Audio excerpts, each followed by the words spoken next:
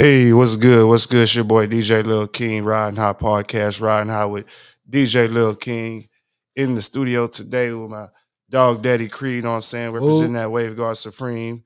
Hey, Freak man back there behind the scenes, but in the scenes still, you know what I'm saying? We got a special guest today, you know what I'm saying? Boy's been putting in a lot of work with the custom cleats, custom kicks, all kinds of custom everything, you know what I'm saying?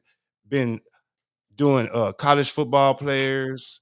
I think he's gonna make an announcement actually of some players that he's got coming up. You know what I'm saying?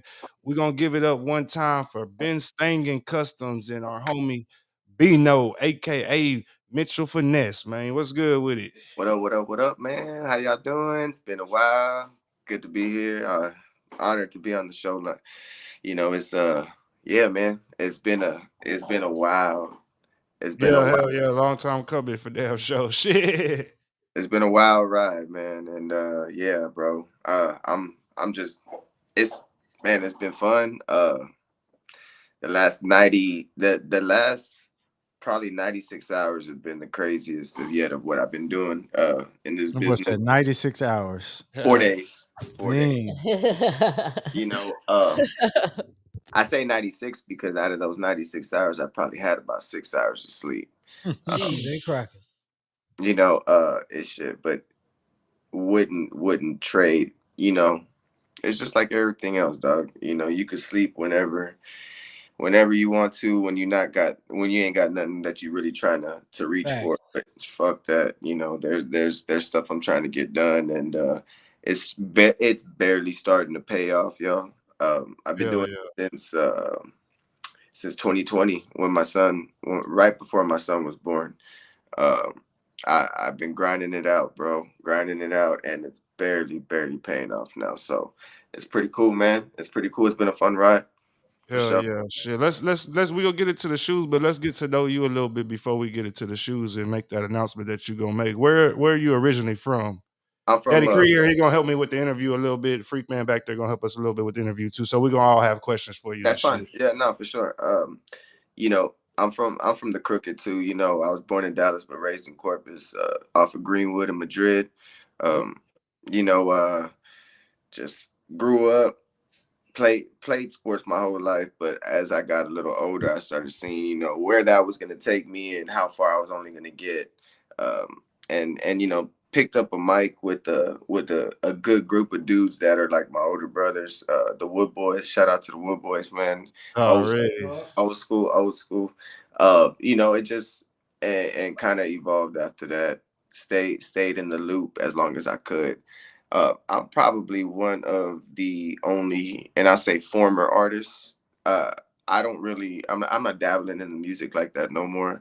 I do, I still do music services, but that's for other stuff we could get into later. But as far as like trying to be in the music scene, trying to make it big, doing actual just music for myself, nah, man, that train stopped a good while back, and What you was know. it like? What was it like growing up on Greenwood in the Greenwood area, being like a Mexican cat over there? Because me being from Molina, it was always like Greenwood is a whole bunch of niggas over there in Greenwood too, just like it is in Molina. So what was it like growing up over there in Greenwood?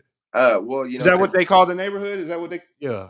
yeah, well, on the other side of the ditch, yeah, Yeah, yeah, yeah, hell yeah. yeah, on the other side of that ditch, that where Columbia Street's at, they consider that Molina, but on this other side, they just consider it Greenwood, Yeah, or exactly. Hell or yeah. or the West, but it was cool, man. The family that adopted me, I was 3 weeks old. They took me in as their own, and it was on Madrid Street, and there was few Mexican households on that street. The rest, like you said, were black.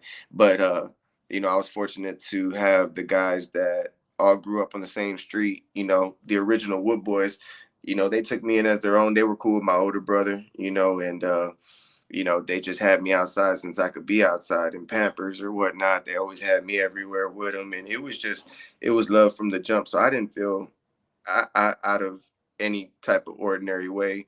I think if anything, I had the best of both worlds. To be able to have the Mexican culture and be able to have that, fluent Spanish speaking at the house, and then still be Yeah. the culture from, you know, that type of, music and just background, with the WoodBoyz and everything that came along with that. So yeah, man, it was great. There was nothing that ever made me feel like I didn't belong. And the memories and the stuff that we did growing up there, to this day we still talk about it. It's crazy. But yeah, man, just blessed to be alive, blessed to be out of the system. You know what I'm saying? What? What What? Go ahead. what were some of your early inspirations that led you towards wanting to rap? Like Uh, music wise, like who were you listening to out there? slow. Just off in the hood. Nobody was out there in the with no Pac out there with no Biggie, no Easy, no. Zero and Swish House, DJ Screw, all He that. said slow. It's slow. Dabada, DJ Dragon. When they had their rap shit back in the day, I grew up learning from the OGs. Uh, you know, Big G and Silk, my brother's keepers, they were, we were real heavy with them. We was actually my first very time recording in the studio was at, G's house. Rest in peace to Big G. Rest in peace. Hell You yeah. Hell know, yeah. I got to do something there at his crib, and I still remember like it was yesterday. I studied slow like a motherfucker, dog. Like that dude was and still is, in my opinion. I'll put him up against probably anybody in Corpus. You know, and it's hard to say. There you go. Yeah, it's hard to say. Like, people have their own opinions and what they believe in, and don't get me wrong, there's a lot of great talent. I, I Facts. I'm really not. Man, I wish I could be more involved in it if I had the time to see who was doing what, the new faces, the new voices, the up and comers. Big shout out to all of them. But as far as like the OGs, my time, my era, you know, I I really didn't think anybody was fucking with that man at the time, back in the day. And he just, he took me under his wing. Every time he pull up in front of my mom's, he would just give me the look like, nigga, you coming or not? And I'll just hop in the ride and just No be questions asked. yeah, dog. And just got to learn from him, learned a lot. And I remember to this day, they had like they had a song that they was recording, but there was like an open beginning intro part. It was like probably like an 8-bar verse. And they didn't have none. They didn't know what they was going with. Maestro, of course, was the producer at the time. He didn't know what we was gonna do. And I was like, shit, I got something for it. And he looked at me. He's like, oh yeah, you rap. And I'm like, shit, just we'll get in there. And Slow was like, he don't don't rap, dog. And so I get in there and I spit a little something, and it was over after that. Just got to be on the only original album the WoodBoyz put out, self-titled. Um, yeah, bro, I got to be on the album. I was on 3 tracks, young as hell. I was getting in the clubs to perform with them, and Third Coast. Shout out to Nobo and Yeah, shout yeah, out to yeah. PB, which everybody knows is Johnny Moog. I know him as Player Baby. That fool literally just jumped on here. He said bunch of bald headed suckers on here. What? Hey, Who said that? Moog said that. Moog said that. What's up, Moog? I'm like, I got a full head of hair, top and bottom. You really like, like I roamed that little street you did on Madrid. You know what I'm saying? I roamed that little street back in the day, man. And you and just on that little block, bro. This is what I like what you just said because it happened to me. I ain't have no rap influence outside of Corpus Christi, Texas. You know what I'm saying? Yeah, I listen to everybody, but my to inspire me to rap came from Corpus Christi. Oh, That's shit. live. You know what I'm saying? It came from dudes that was rapping in Corpus Christi, dog. Yeah. I thought we were better than the rest of the world. Bro, I thought, and say, and we're gonna give Slow his flowers, bro. We're gonna give Slow his flowers, dog, right Gotcha. now, today, because yeah, Brody go hard as fuck. Yeah, Brody yeah, go hard. You had Slow right there. You had Jeff right there. You had yeah. King Rich right King there. Yeah, Rich, yeah. I mean, yeah. you had Maestro right there. I'm talking just in that little circle, bro. Mhm. In that little cul-de-sac, that little circle right there. Because I done been by your spot when we got the around. And even myself, I was like, damn, we used to party on that block. We used to come from the Yeah. north and party Yeah. on Madrid, bro. And this was in the 80s. It You was feel what I'm saying? When the north and the west did not fuck around. Damn. But it was it's my good people house. on Madrid. You know what Yeah, I'm saying? And we were able to go on Madrid and party. pull Yeah. up, the whole block flooded, Yes. cars after cars, Yes. people pulling up and couldn't even drive through because Facts. it was Like a like the block party. Freaknik, like the Kappa in our own block, bro. Oh, he not Like the lying. Texas relays. No bullshit. Like the Texas relays in our own street, bro. This shit So lasted. everybody lived on that street. Yeah, Yeah. so look, that's what I was gonna explain to you. Check it out. So Yeah, explain that it, part. it was my house. It was my house, and right across the street from my house was the cul-de-sac. Inside the cul-de-sac, you had Slow, right? So it was my house and Slow. Two houses from the right of my house was King Rich, and right across the street from King Rich was Maestro's house, who Maestro's brother is Dabada. So we Dabada. was right there. It was all of us Yeah. right there, and it was just it. The word that I like to use when it came with the WoodBoyz is it was inevitable that the shit was gonna happen. You know, Facts. there was no denying that we weren't gonna at least make the city shake the way we did at the time that we did it. And you know it was fun. You know, I think if we would have had the ability to know what we know now, and that's with everybody in Yeah, life, that's with everything too. but if we knew back then what we know now and had this social media and this Facts. self-independency where we could do our own shit, I think the WoodBoyz would have been a major. Facts. Facts. And Third Coast too, because every show that the WoodBoyz did, Third Coast, we was there. It was like a tag team thing. Man, the way Slow and like Johnny Moog used to do these fucking songs together, dog. It was WoodBoyz and Third Coast, but just like Hold It Down, bro. I don't know if y'all remember the song Hold It Down, but Hold it man, dog, down. there was just so many Ghetto Celebrity. I mean, there was just so many fucking classic hits, bro, that when we used to perform at these clubs, they would ask us, "When do y'all want to perform?" Shit, we want to go first. Do you remember the clubs? Do They you like, remember the what? clubs? Huh? Do you remember the clubs? Oh yeah. So the Yellow Rose back then, everything downtown that you could think of that we was able to get in, we was getting in. Tequila Boom. We used to tear the Mm. fuck out of Tequila Boom, dog. Right there with a big statue with the chick. Remember the Yeah, name? Yeah, yeah, yeah, yeah, yeah. yeah, The yeah. original tequila Yeah, boom. The legs, big Used to be original legs. Tequila legs. Hell Boom. The I used to original. love driving down that street now. Bro, yeah. God damn. I mean, just the times back then were different They have too, shows bro. at the hot spot was the one over there on Weber The by hot Weber. UT, spot, right? yeah, Yeah. Yeah. on Chaparral, yeah, Yep. yeah. We On used to. On Chaparral? Chaparral. I The hot mean, spot, wait, the one that I remember was the one right there by No, around the corner from HEB. Wingstop. yeah, that was Yeah. the hot spot. okay, On the one I'm Chaparral thinking. was Porky's Club No, Club. no, One no, and no, no, no, Fingers no. and shit The like one that. I'm talking about that we used to do was the two-story club. I don't know what it is now, but Yeah, it was, Bourbon. Remember we were talking about Yeah, it. Bourbon. Where you What got was to it walk called through. back then? bro. We used to do all Was it that shit. Bourbon back then? I thought it was Bourbon back then. Bourbon Where you got Street, to wasn't walk it? into to get to Porky's Yeah, it was Bourbon or to Street go upstairs. Yeah. where Planet Luna used to be.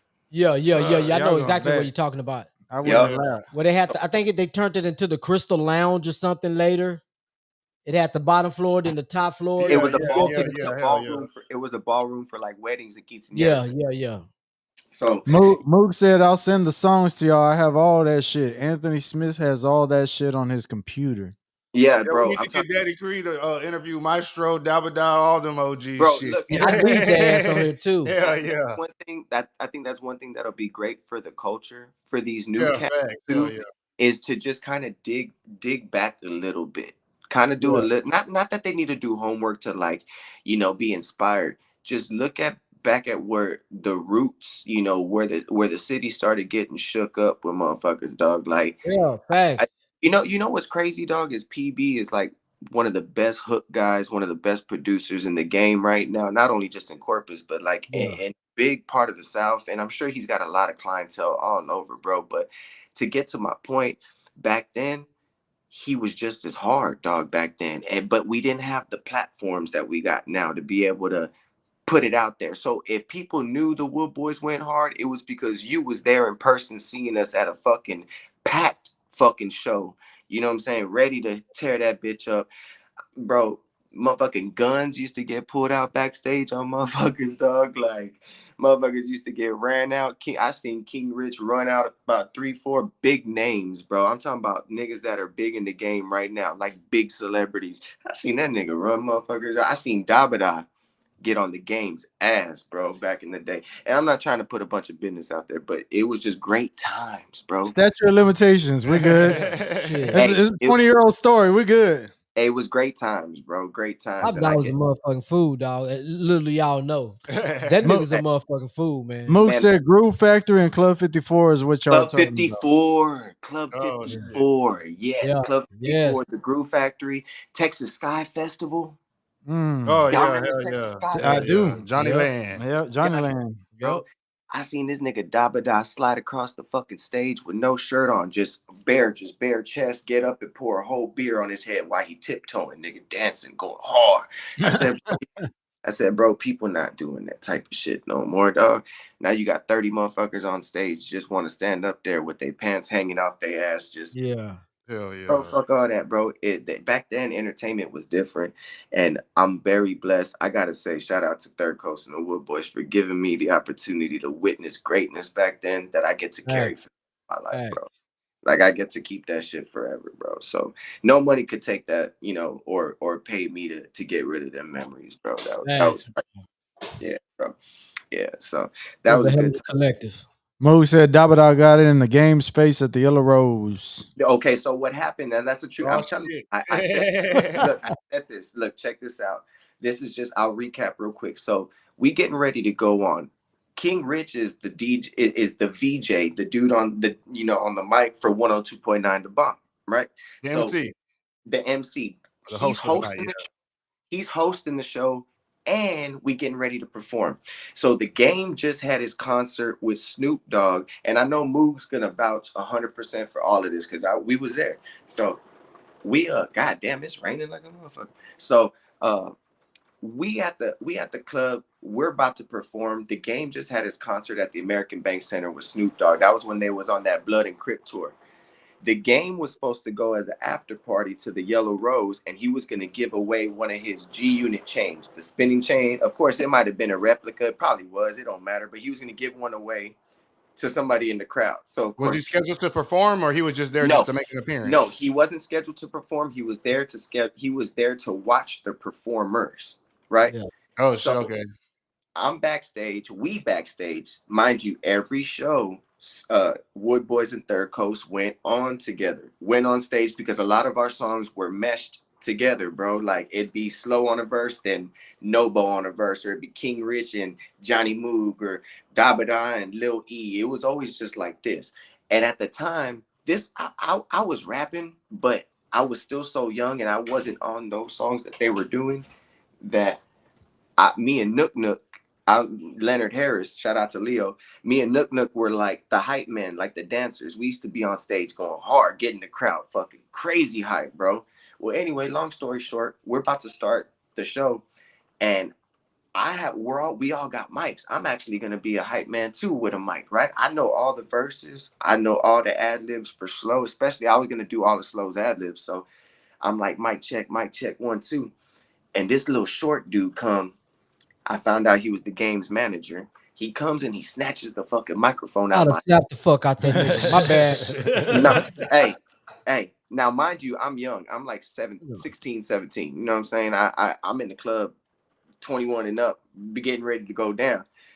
He snatches the mic before I could even react. He snatches the mic because he's like, "Who the fuck are you? You know, this is the game's night, whatever." All I see is Dabada come right up like out of nowhere. Nigga, who the fuck you think you are fucking with my little brother, nigga? I'll fuck you. He goes hard, bro. Damn right. The That game, double boy. the game, now mind you, the game, he's a tall motherfucker, and he's even taller in person, bro. He's about 6'6", 6'7". He got a bandana over his face with his chucks and shit, but he walk up. This nigga Dabada stopped all focus on this dude and looked at the game and was looking up at him. All in his like, nigga, make a move, motherfucker. I'll peel your ass all up and down this motherfucker. Bitch ass nigga, hoe ass, you don't fuck with my brother, nigga. Hey, the game grabbed the manager and they walked the fuck out. Damn. Hey, walked out, bro. And there was commotion going on and da. We was hyped. And Rick's like, fuck that, start the music, start the music. We about to go on stage. The next morning, mind you, we all live in the same block, same street. The next morning we out there, we rolling up. 9 a.m., 10 a.m., our usual business. We rolling up, smoking, talking about the night before. And somebody pull up. Can't remember who it was. One of the homies pulls up and goes, say, man, seen a whole bunch of shit going down on the side of the stage back there with the game. Yeah, that was Dabada. Nigga, Dabada ran the game the fuck off. They was fucking with Bino. He goes, nigga, people was saying, I wonder who it was. I knew it was y'all niggas, dog. Like, I knew it was y'all, bro. It had to have been King Rich, or it had to have been Dabada, or it had to have been Slow. It had to have been somebody. Like somebody back there was acting a fool. And yeah, dog. So that I seen King Rich run the big timers out. Remember Big Manny Fresh? Damn. What? You got to tell that one. Yeah. One more story there. I don't really. That's your limitations, though, I'm telling you. I don't really know the logistics of what happened with that one. Oh, okay. I was there, but I caught the end of it. This was at Yellow Rose? Same place. He was always going down over there. Corpus niggas different, dog. It was it so much so they had to change the hypnotic, thinking it was gonna get better. No shit. Yeah, that didn't work out at all. Hey, that was our food, dog. But even with hypnotic, King Rich was still fucking the MC. So I mean, shit, you know, it just. But that was Rick on that one. I don't know what happened. I don't know what they said to Rick, but Rick lost his shit, boy, and ran them the fuck out. And I don't know. All I know is shit got whoop, whoop, whoop, whoop. They was gone, bro. And it was just like, yeah, whole ass niggas. And I'm like, wow, bro. Like my brothers are really about this shit, bro. Like, I don't know what's going on, but don't fuck around with nobody from over here with the family, dog, with Third Coast or WoodBoyz or any of the older dudes that looked out for us back then, because there was really going to be a problem, dog. And again, just memories I got to see, I got to witness, good times, bro. I remember we was performing at Johnny Moog will tell you this again too. We was at this place called Club Roxy downtown. It was called Roxy. It was only open for a little bit, but they had a contest. And this was leading up to that game shit. They had a contest where they was going to pick a winner. It was either you could be in a group or you could be a solo artist. They was going to pick the winner of the showcase to open up for the game and Snoop Dogg at the American Bank Center. And I remember Johnny Moog and Third Coast, they made it to the finals. WoodBoyz, we split up. See, the WoodBoyz and Third Coast, they were like, fuck that, we got 2 chances to win. So let's split up. The WoodBoyz do their own performance, Third Coast, and whoever wins, we come together for the game type. Hey, that's smart shit right there. Yeah, we was trying to double up. I can't remember who won, but if that ain't anti-ego, I don't know what the fuck is, because that's real life right there. Yeah. Like, for y'all to all know y'all fucking talented, but hey, shit, we'll split the pot with you. We'll share the stage, and yeah, we'll split it up. Let's WoodBoyz do their own performance, get in as a group. Third Coast, get in as a group. You do your album shit, we'll do our album shit, and then so you have one song to perform, and if you got chosen to go to the finals, you had to perform a different song. And I remember at the time, Third Coast, Johnny Moog, this was one of my favorite songs Johnny Moog did, was it was called SOS. I want to say if Johnny Moog is still tapped in, correct me if I'm wrong, but I think the song was SOS, and he was on the hook, and it was something about I could be your Superman tonight. Why won't you give me some love? Like, it was bro. When I tell you Johnny was already hitting that thing back then, bro. It was such a good song. I knew it was going to get chosen. I want to say they won, but something happened on a technicality. I can't remember, bro, but we didn't end up performing for the game and Snoop Dogg at the American Bank Center. But we came in on the back end with Rick somehow putting together a showcase for the game that was going to stop by at the Yellow Rose. So that we was going to perform there. Then all that shit happened, bro. The game was only there about 10 minutes, dog. He said, yep, SOS. Damn, you got a good damn memory. Or damn good memory, he said. I think I memorized greatness and who I got to be a part of, like those great times, bro. So yeah, of course, I'm gonna remember stuff that really stood out to me and stuff that made me feel like it was priceless moments, bro. They key moments in life, bro. Yeah, Those they were little fucking details. I still think to this day, you know, I think if there was something that was to go down right now, and they said old, past, present, future, young, old artists, whatever. Nothing against nobody, got big love for everybody, but I would put the WoodBoyz and Third Coast up against anybody right now in the city, just because of the shit that I know that what we stood on, the organic music that was made in the studios back then. We never tried to steal nobody's sound. It was just good times, bro. And I think that if anybody ever does have a nice concert series or something for the city to put back or to put on, or a festival or something, I really think the WoodBoyz and Third Coast should go out there as like you know how when they do these big award shows and they do like a tribute to somebody back in the day. Yeah, I yeah. see for anybody to do a tribute, but I would like to see the WoodBoyz and Third Coast hit the stage one more time. Honestly, I So, just ran that what idea are you gonna around say? Mr. Rilla and Lil Rilla. Whenever Mr. Rilla and them were here, I said I want to do a Riding High concert series out there at the Smoke Walk with just groups. Yeah. You know what I'm saying? With just classic Corpus that's groups. kind of a step towards where I was going, because he said what he said, and I'm gonna take what Bino said word for word. He's trying to do like No. like the way VH1 do it. No. whenever they recognize- I'm trying to do it as a clash. So I like that Oh, idea. shit. I like that idea because he said old, young, and whoever else. So he's saying them, and you know what I'm saying, Third Coast versus whoever. I just say So- Third Coast come out and just do a So set. And whoever could be a That- young group, and this is where we I think come it'll be together. culture, but I also think like what Boston said is great too, man. Yeah, I like that too. If Johnny Moog and because I know DJ Heavy, and that's crazy because I know Nobo as Nobo, the verbal fofo. Everybody knows him as DJ Heavy Hands. Yeah, Hell yeah. He was one of the DJ Heavy Hands had bars, bro. That motherfucker could probably still rap.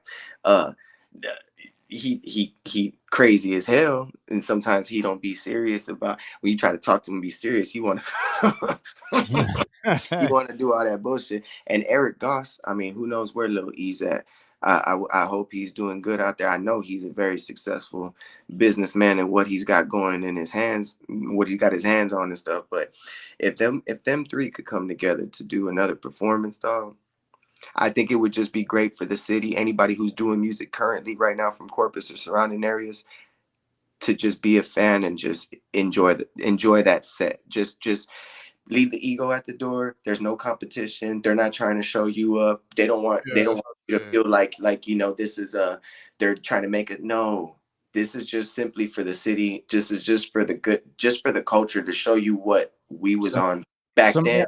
Some FYI. End of summer smoke walk. Let's try to make some it happen. FYI. I'm down with that. I like that idea. Give it, and I think the same thing will go great for the WoodBoyz because this is the thing that I'm grateful for, and this is just outside the music too. I'm glad that we haven't lost anybody from these two groups. I'm glad everybody's still alive. I'm glad everybody's still doing what they do, just taking care of their business. But we wouldn't have this conversation if somebody from these two groups wasn't here with us anymore physically. It wouldn't even be a conversation because it wouldn't happen without them. So this is something that needs to, in my opinion, if I had something to do with throwing, and I've had these thoughts in my head. I used to love doing music like this, bro. I'm probably and this is what I was saying when we first got started. I'm probably one of the only, maybe the only artist. And correct me if I'm wrong. If there's anybody that y'all know, please put the name out there. But I'm probably the only artist that never came out with an album. I never came out with an album, bro. Does on my the real. Does my inbox count? I feel like it's a whole bunch in Corpus, honestly, that just been rapping and never came out with the album. See, I think for him, not speaking for him, but in my opinion, from my point of view, is that he's got the shit to do that. Yeah, he's had the shit to do that. That's why I said, does my inbox count? Because there's something in there that's holding a lot of fucking weight, and he just ain't dropped it like that, which he should. But yeah, the the love isn't there anymore. I I hate that feel that you, actually bro. comes out of my mouth. I've had this conversation with Freak many a times, but Yep. it you know, the times have changed so much where it's not organically done anymore to where you get that positive feedback with actually getting to witness, a performance or hearing a song live or whatever. Now it's just you could buy views. You could start off dropping something on YouTube with 1,500 views already if you pay for it. Like, you can already create traffic without getting organic traffic. That's not something that, it doesn't make it fair for artists like Slow, like King Rich, like Johnny Moog, like fucking, it doesn't make it fair for Creon, for anybody who's doing something that might not have that extra line around income to invest in that type of traffic or paid traffic or promotion. I never had it like that. I got 5 kids, dog. You know what I'm saying? Got a wife. I've been doing me. I'm just grateful to be alive, not Facts. not be in jail. I ain't got no beef with nobody. As a matter of fact, I barely even fucking talk to anybody, dog. And I think it's just the way that the world is today, bro. That's probably the safest thing for me. Now, the music that I do, and y'all know this, it's just a service I provide, dog. Yeah. Somebody wants something custom, they want Facts. a Facts. a business wants a commercial jingle. I mean, bro, there's countless businesses that I've done jingles for, UFC fighters, MMA fighters, pro boxers from the area of Do you Corpus. remember the first commercial or advertisement you ever did for someone? Mm. Or if not, maybe the first one of the early ones. First custom.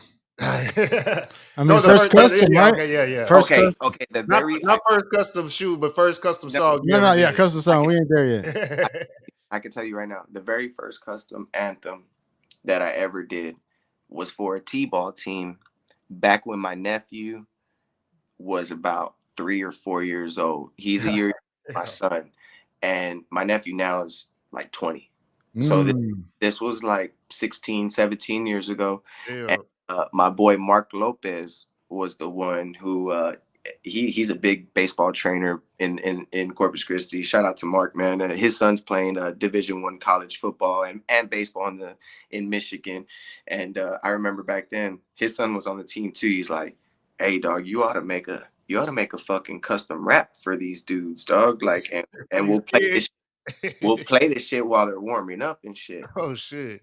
And it kind of hit a light bulb, and I was thinking, I was all right, I could put their names in there. I could put little Oh positions, the shit. team Yeah. name, Yeah. make Finesse it. it up. Fix it up. And I did it, and they played it, and that shit spread like fire. And I'm Man. talking about, I don't even think that fire has burnt out. I think it's just coals that are lit, and all you got to do is blow on it a little bit, and it just starts right back up, bro. Because everybody hits me up still to this day, bro. Like, still to this day. Check this And out. it's been a blessing, dog. But I'll tell you some facts and why it's easier for me to put the personal music down and not look back is because I've made way more money doing these jingles, custom anthems, than I ever made anything profit from my own personal music, bro. If Facts. anything, Facts. Yeah. I've seen myself probably throw, I don't want to say a big stupid number, but let's just be legit. Over 20 years of doing personal music, 2 decades, I've probably thrown away about 10 grand. Hell And yeah. that's just being modest. That's just me being, throwing a number that I know I probably threw. It could That's have been surpassed. Could have been more. Shit, Cree didn't got a get question for shit, you real quick too. He didn't was get gonna say shit something real back. quick. Say it again. Go ahead, Cree. No, I was gonna say, check this out. Two things. I'm just like you, bro. Like, I really, really, I don't like have the passion. You know what I'm saying? Like I used to, that fire. But I'm gonna tell you something, man. From experiencing what I'm experiencing right now. I did a I don't like to perform, right? And I got lit one night, and my son was like, "Yeah, daddy, I'm gonna throw this. What's the name? Yada yada yada." I say, well, "Nigga, put me on the card, nigga." You know what I'm saying? Put me on the card. Say, This was at the House of Rock. Oh yeah. I do the House of Rock, right? I do the House of Rock. Say, man, and mind you, these songs are what I have in my personal storage. You know what I'm saying? I listen to myself. I do the House of Rock, man. And mind you, I'm the oldest rapper there. At least by 15 to 20 years. Yeah. Older than these other guys, right? Yeah. You look When I good. got off the stage, man. When I got off the stage, all these young cats who know me was like, yo, bro, we didn't know you rap. Damn. Bro, what can I find your shit at? You know what I'm saying? Yeah. Like this, right? And I'm like, man, look, I got drunk. I told my son something, and I did the show, right? So this last recent one, you know, when King had the smoke walk thing going on, right? I saw you. And, you know, performance, bro. King put me on the show, right? And not only did he put me on the show, I headlined it, bro. You know, the last time I headlined a show, I can't even fucking tell you. But even the headline, after I got off the mic, you know how many young niggas asked me for a feature? A fucking feature. Nigga at 52, fit to be 52 years old, bro. Talk They that asked shit. me for a fucking feature. Say, OG, say, man, I need you on this. I need you. Yeah. Say, bro, I swear to God. Now, I'm gonna tell my partners now that we all here is all good because I call this my other family, man. Yeah. Say, it done inspired me a little bit, bro. You know what I'm saying? Just to get back and dabble a little bit. I'm not saying, hey, I'm here for the bag. I ain't never been here for the bag. I've always rapped for the hood. Yeah. I rap for the homies. And I told King, I say, bro, I would have not done this shit if it wouldn't have been anything outside of Riding High, bro. If anybody would have asked me to come do a show, I'd have been like, nah, I'm good, bro. But when my brothers call, bro, I'm going to show up. Even whether I don't want to or not. My brother say, Cree, I need to. I'm coming, bro. Because the loyalty is there. Appreciate the loyalty is there for me. I'm going to always be a loyal motherfucker. It'll be you to fall out first before it'll be me. Yeah. And that shit inspired me to, nigga, I've been writing raps, nigga. That's and low key cool. Low key, on the low. I've been back to penning my shit after this last little what's the name we had. You know what I'm saying? Thinking that, man, let me do about 3 or 4 more songs. And I'm like you. I've made more money off the custom clothes and the custom shoes than I ever made in rap. But in the back of my mind, it's still that little dude who started this shit when he was 13 years old, bro. That be like, nigga, give him one more, man. Give him one more. Let him know why you here. And the thing, why I say, you know, we don't have to go out there to chase the bag, but we have to let these youngsters know, bro. Hey, bro, we kind of paved this way for y'all. You know what I'm saying? And it's nothing personal. Exactly. It's nothing personal because I love these young niggas that's out here rapping. They going fed. Corpus Christi is beautiful on the rap scene. It's just we need that main look. Yeah. But this talent is so crazy out here.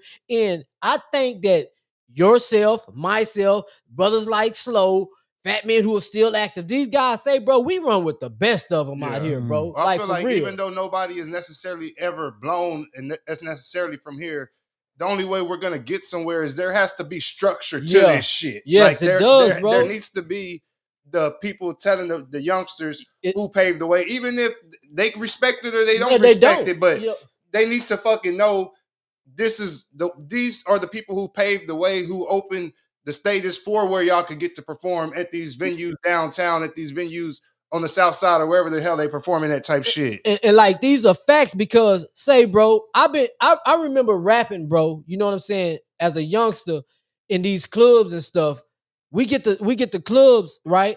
But when we on the mic spitting out shit, they purposely distort our mics. Damn. Because of the shit we spitting. Oh shit. They purposely distort our mics. Well, you know what, you youngsters ain't gotta go through that. Y'all ain't gotta go through that shit today. We already got on these niggas' necks about that shit. You feel what I'm saying? On some Dabada shit. Yeah. Nigga, we'll punch you out, nigga, next time you do us like that. Bitch, we'll tear up the whole venue, nigga. You know what I'm saying? Because why? The people came here to see us. They seen that we were on the card, and you're gonna do the people like this? So for these youngsters who have this access to places now, who have the access to have free reign to rap, say, bro, we took the punches for that shit. Hell yeah. We took a lot of fucking punches. Nigga, Dabada was the first niggas to have a commercial in the city, nigga. And this is in the 80s, nigga. They had a commercial with Love Chrysler Plymouth, nigga. Damn. You feel what I'm was it? saying? It was him and Dragon, right? Huh? Him and Dragon, right? Yes, this is back in the Def day. Con. Well, not him and Dragon. Defcon. It was before Dragon, bro. This Okay. is Dabada, the homie, one of their homeboys who passed away back in the day. He used to be their beatbox, Oh, and yeah. it was Winston. I think it was one of these collectives that had this shit. No, I think it was Winston. It was Winston, Jeff, and Norris, bro. These was the first, like, man. Our generation had the first, nigga. You know what I'm saying? We had the first shows. We dropped my group, the Def MCs. We had the first studio recorded album of rappers in Corpus Christi. And nigga, I was 15 years old. Dabada and Dragon backdoored it with the first fucking album with the cover and everything. Yeah, So we were the first niggas to pay this way, and we took some punches for that shit, dog. See, You know what you're doing now is like what I think needs to be done among the younger people too. Like, so the chance that you had at the concert the other night with all the young people coming after you, I mean, I'd let you have a mic and let them do what you're doing right now, but while they're there. Because it's another thing to get them to tap into something like this. They see us older heads, they ain't going to tap in. But if they're there in person and they witness seeing is believing, then, you know, that's your chance to be able to break down that wall between us and them. In front of their face the way we organically had to put it in front of Straight crowd. up. Yeah. Because you can scroll past everything we're saying all day long, but if you right there in our face. The generation now, they got it so easy where all they got to do is call a promoter that's putting on social media that they got a fucking show coming up, and for slots, call this number. They call the number, how much, they send the money, they're on the show. Don't nobody fucking give a fuck if you good or not. You on the show. Yeah, facts. Back then, we were actually getting calls because a nigga was talented on house calls. Because we had no cell phones like that back then. We was either getting paged and calling from a house phone, or they was calling the house phone and leaving a fucking message on the answering machine with that they wanted us to perform at these concerts. So when Third Coast and WoodBoyz was performing at these shows, we was getting called from the promoter to come out and perform at these fucking shows. And that was the way we were able to put in their face facts, bro, facts. That we had a reason to be there. So I think now, like Creon saying, is perfect, man. We already went through all the bullshit, all the drama to make it so accessible for this young generation to do what they do. That it's not that we're asking for it, thank you, or like DJ Lil King said, you know, whether they respect it or not, they got to know who paved the way. But what I think is going back to what Freak and y'all were talking about, maybe putting together an actual Riding High concert series dedicated to those older groups. Where and this is just an idea, it just hit me while we were talking, but where none of these young cats or none of the current people can get on the show. You could come to the show and you could peep the show and enjoy the show. If you really want to see what the Corpus culture that you claim got all started from, then you should be there. And it should be a reason for a motherfucker to all come out and go. Y'all ever heard the term history repeats itself? Goddamn right. Well, like Creon said, it was perfect. But imagine if you had just that much of a bigger platform and more OGs, more groups to perform alongside of them, like a whole actual lineup, right? Don't matter who the headliner is, everybody's a headliner. We just got different time slots. Everybody go. And these young dudes or new generational artists are in the crowd. That's where they could go and pick and choose what artists they want these features from, these OGs, and give that opportunity for the OGs to make another full circle around. Not to do it full time, but just like these motherfuckers like that are rapping right now that are going and getting Ice Cube on a verse. A lot of people don't even really know who Ice Cube was or what he was about. They just know it's Ice Cube and their pops listen to him. So they're going to go and get a feature from who they pops used to listen to. That's great. But I think if it comes from like DJ Lil King, the structure, and being able to help everybody push the new artists that are coming out, that are going hard right now, give the ability to the old schoolers to come out give you a nice show set as a thank you from what we used to rock back in the day, and then and then give y'all that push too, like where you got to witness something that is very rare. It might not have Probably never. won't ever happen. Yeah, exactly. It ain't gonna happen. It probably never happen again. I think the hard part about all that is getting them to want to go to that. See, the thing You know is, what I mean? dog, Like, you're gonna have a few of them that definitely want to see, but Cause I'm like, I want to see Daddy Crib. What's his name? Richard Richard Ayala. Ayala. Shit. I want to see that type shit. You know what I'm Say, saying? Like, and you know what was the thing was so live about our era, dog? Like, just say if Jeff, if me, Dabada, and them, we were all on the same ticket. No, and regardless of how we got there, because none of us knew we were all on the same ticket. You know what I'm saying? We were just our managers hustled, they managers hustled, whoever manager hustles to get us on these shows, right? And just say somebody from Houston came down and threw a show, and we got all these rappers. We didn't hate on each other. You know what we did? Whoever was performing, nigga, we all was on stage. Nigga, we could be from the west or north or whatever. Nigga, we was all on stage with each other. You know what I'm saying? Pumping that nigga up. When that nigga show was over, didn't nobody leave the fucking stage, nigga. That's what I was gonna. The next group from Corpus came up, nigga, and we Not- was right there in the back. And if we was rapping, them niggas was right there in the back. We didn't have when it came to Corpus, dog, you put that bullshit to the side and put on for the city, dog. What I remember that nobody would leave these shows, bro. We would stick around, not like the way it is now. After you perform, even all the people that came to see you leaving with you. So you just took out like 20% of the club. And the next artist that gonna go on, they gonna feel some type of way when they done. Fuck that, we leaving too. So by the time it gets later to these later artists who are supposed to be headliner, ain't nobody even in the fucking club no more. You know what I'm saying? Because it's egos, bro. Back then, we was all smoking, drinking in the hood before going out, knowing everybody was gonna perform. Bro, it used to be my brother's keeper, Four Corner Hustlers were there all the time. Us, Third Coast, bro, there a lot of groups from back then, dog. Point had a few in the comments. He said, "Wired Up Click." Wired Up Click, man. Say, man, come on, 361 Records. Bro, there was a lot, bro. There was a lot of unity back then, and you didn't have to be from the same hood. It was just on some respect type shit because we knew organically we was the ones putting on for the city. There was no Facebook, there was no Instagram. We didn't have live FaceTimes, iPhones, none of that shit, bro. So when we was out there, we was really, really out there, bro, printing up our own flyers to go. Say flyer was only in one color too. Shit, One color. no fucking colorful flyer, just one color. You pick color papers. That's what I'm saying. That's how you change the flyer. You use color papers. And instead of making one flyer like regular paper size, right? Like what is that, 11 by 8 or whatever the fuck it is, right? Yeah. Instead of doing that, we used to fit as many as we could on one page and cut them out. Trying to double up, triple up, and go put them any and everywhere that we fucking could, bro. And bro, I remember, dog.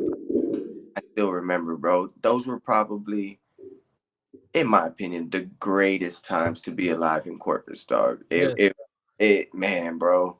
It brought a different hustle out of you.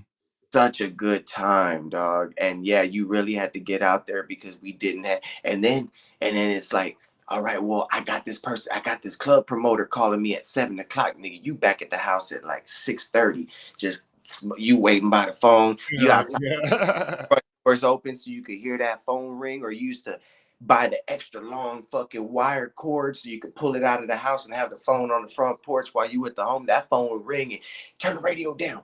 Yo. Okay, yeah, I'm here. And where? Oh, the Yellow Rose. Okay, what time? Okay, yeah. What time do we go on?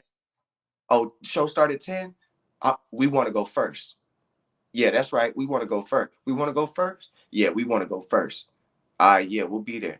Don't fuck the neighbor. I want to ask this real quick since y'all was doing it back then. Back then, because it just seems like nowadays they telling the artists the exact time of their set. It almost seemed like back then it was just you just showed up, and yeah, you may have had a time to perform. So doors open at 7. Goddamn it! But the promoter wasn't telling you the time that you were gonna perform because he wanted you to be there in attendance with your people type shit. You know what I'm saying? Bro. Nowadays they showed up 5 minutes, 10 minutes before they set Hey, with their bro, people and then leaving, like he was saying. Yeah. And that this the shit way it used to be too. Everybody would be at the show and they would announce, they would not lower the music, but they would be like, the DJ would like stop, like Dragon would be spinning, he would like pause the music and keep it going, and Rick would be like, all right, I need Third Coast and WoodBoyz to the back of the stage. Third Coast and WoodBoyz. Yeah, hell yeah.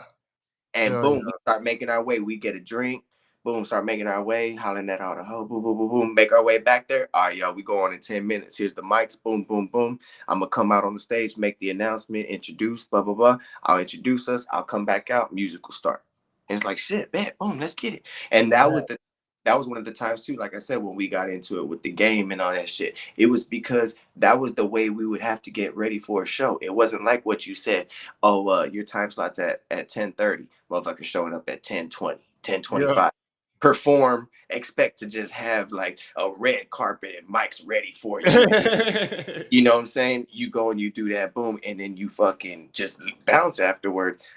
Bro, back then, we had real sound checks at like Yeah, 3-4 o'clock in the afternoon, yeah, bro. man. With the Yes, fucking bro. people setting up the table Facts. and bartenders getting ice, and you used to hear all kinds of shit cluttering everywhere, bottles and shit like Yeah, that. yeah. Fuck. They taking the trash out from the night before, like just nasty shit. But we performing. I mean, we actually really performing the whole show to make sure it sounded legit, because you couldn't just do like mic check. Oh yeah, my mic's good. What about you? Okay, yeah, check 1 2. All right, yeah, my mic's good. All right, we good. No, we would run through the whole fucking show because they literally had to make sure everything was right on the board, Yeah. and then be like, Yep. and the dude in the middle would be like, yeah, you're good, like you're good. You don't need to. Okay, cool. Next group.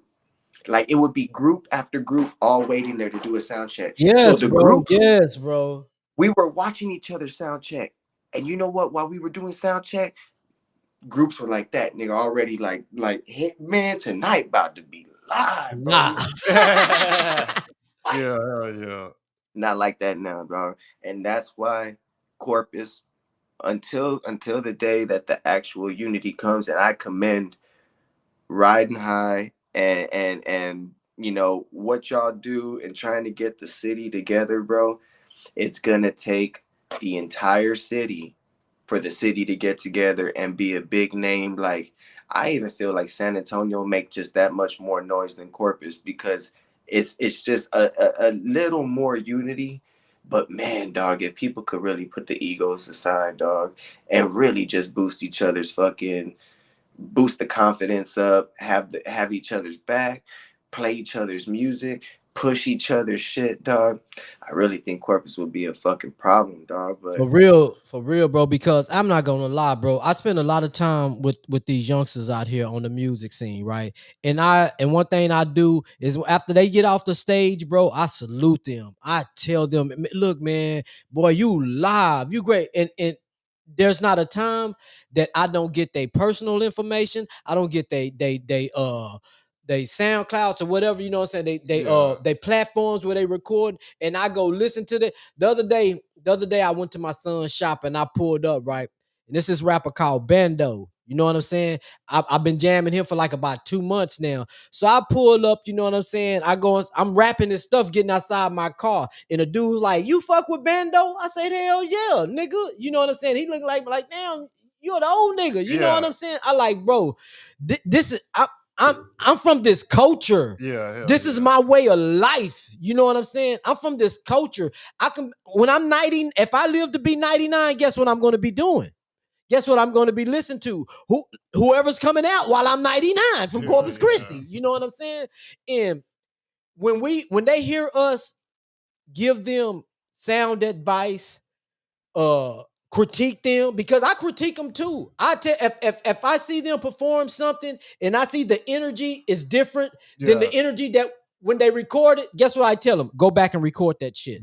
Go back and record that shit with the same goddamn energy, bro, because I know you know your song now. Or I'll tell them next, if I see them like fumbling their words when they performing, whenever get off the stage, I'll tell them, man, you jamming like a motherfucker. Next time, just practice a little bit, do a little rehearsal before you perform next time. That way you on point with the shit. And see, this is what's like really separate our era from theirs, Yeah. nigga. When we wrote that shit, nigga, we practiced that shit saying You that's feel the me? problem. That's the problem with it now. See, motherfuckers want to record a song and then they don't fuck with it no more, and then they put it in their show set and they put playback. Bro, I remember when we would perform WoodBoyz and Third Coast, we didn't have no No fucking lyrics playback. on the fucking bro. We had maybe and maybe ad libs on the hook, but because everybody was hot with a mic, we was doing the ad libs live, For and each it's other. Yeah. Yes. we recorded because we was having fucking rehearsals, bro. Facts, Hell bro. yeah. We were Facts, having bro. rehearsals, even if the rehearsal was in the driveway on Madrid block at my house or King Rich's house or Maestro or Slow. Damn right, bro. Somebody's ride with the windows open with the 215s banging our shit, and we was rehearsing, bro. And Maestro was in the studio around the corner at his house getting our show set ready, taking all the vocals out. Damn. So Facts, we bro. had to do it live. And guess what? I don't remember no niggas from WoodBoyz or Third Coast fumbling anything at that time. And I think still to this day, I don't really think there'd be no fumbling going on if you ask me. And it'd be a sight to see. It'd be a sight to see these old Damn dudes right. with a live show with no fucking playback. With no playback. Just drop the instrumental. Let me see who you really are as an entertainer. I want to see Hell that yeah. shit. I want to see that, bro. And I think Yeah. to this day, I want somebody to show me up and prove me wrong. And I want to see one of these artists that are out right now do a whole set with no playback. And I'll be the first to say, I put my own foot in my mouth and you got it like that. But I ain't seen it yet, bro. It, And it, it- I've seen We just saw one person do it on the recently. Ron Hot concert Who series. was that? Was it Was Indy? Huh? I think Indy did his set with no background vocals, if I'm Who- mistaken. I was Freak. Who was the maybe I guy? was wrong. I was gonna say K Renee. She did like one song, one or two songs, I Got think. you. Who was when the night of the freestyle Indy show? for sure though. Oh no! I don't think Indy it for was the sure. freestyle. It was Cash. It was Cash show.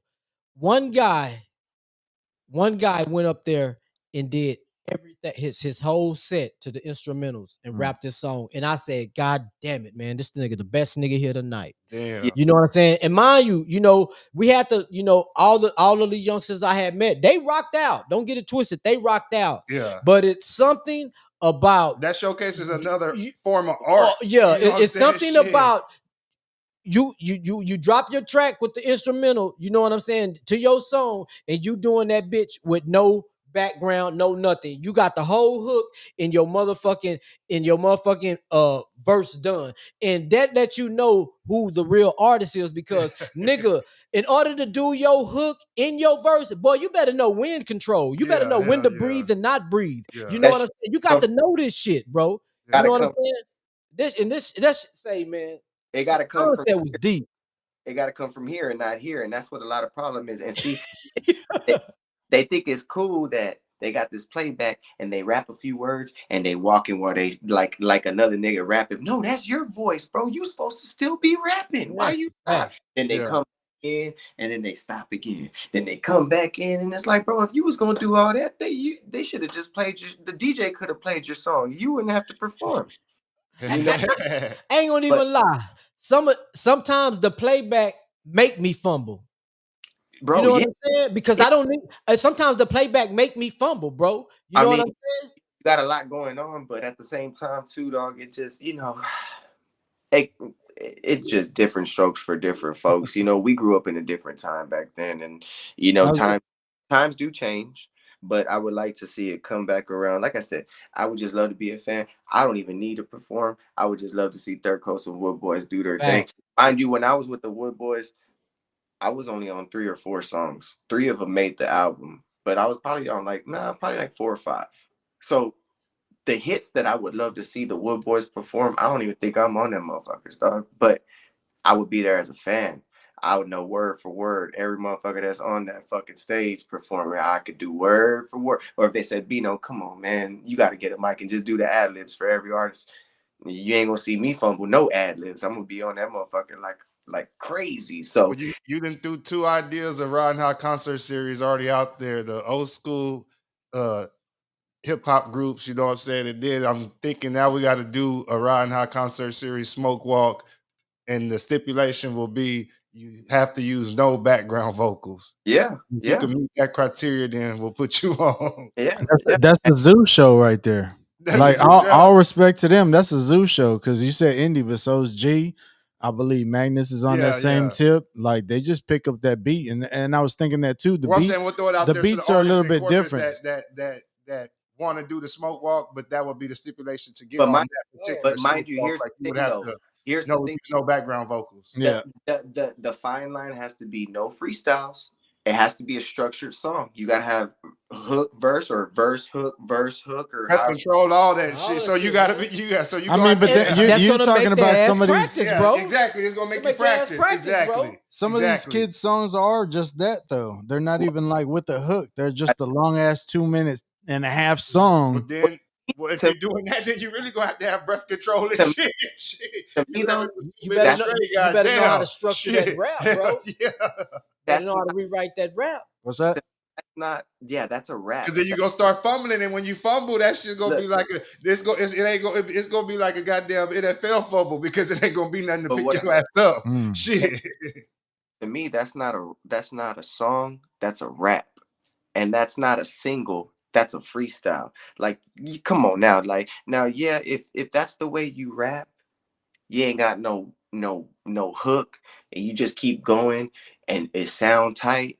Yeah, but I don't want to hear no 32 bar verse Yeah, I now. want to hear structured songs. I want to hear a structured song, dog. I want to hear now, mind you, the playback could be your hook or your ad libs. Yeah, Yeah. yeah, for Yeah. sure.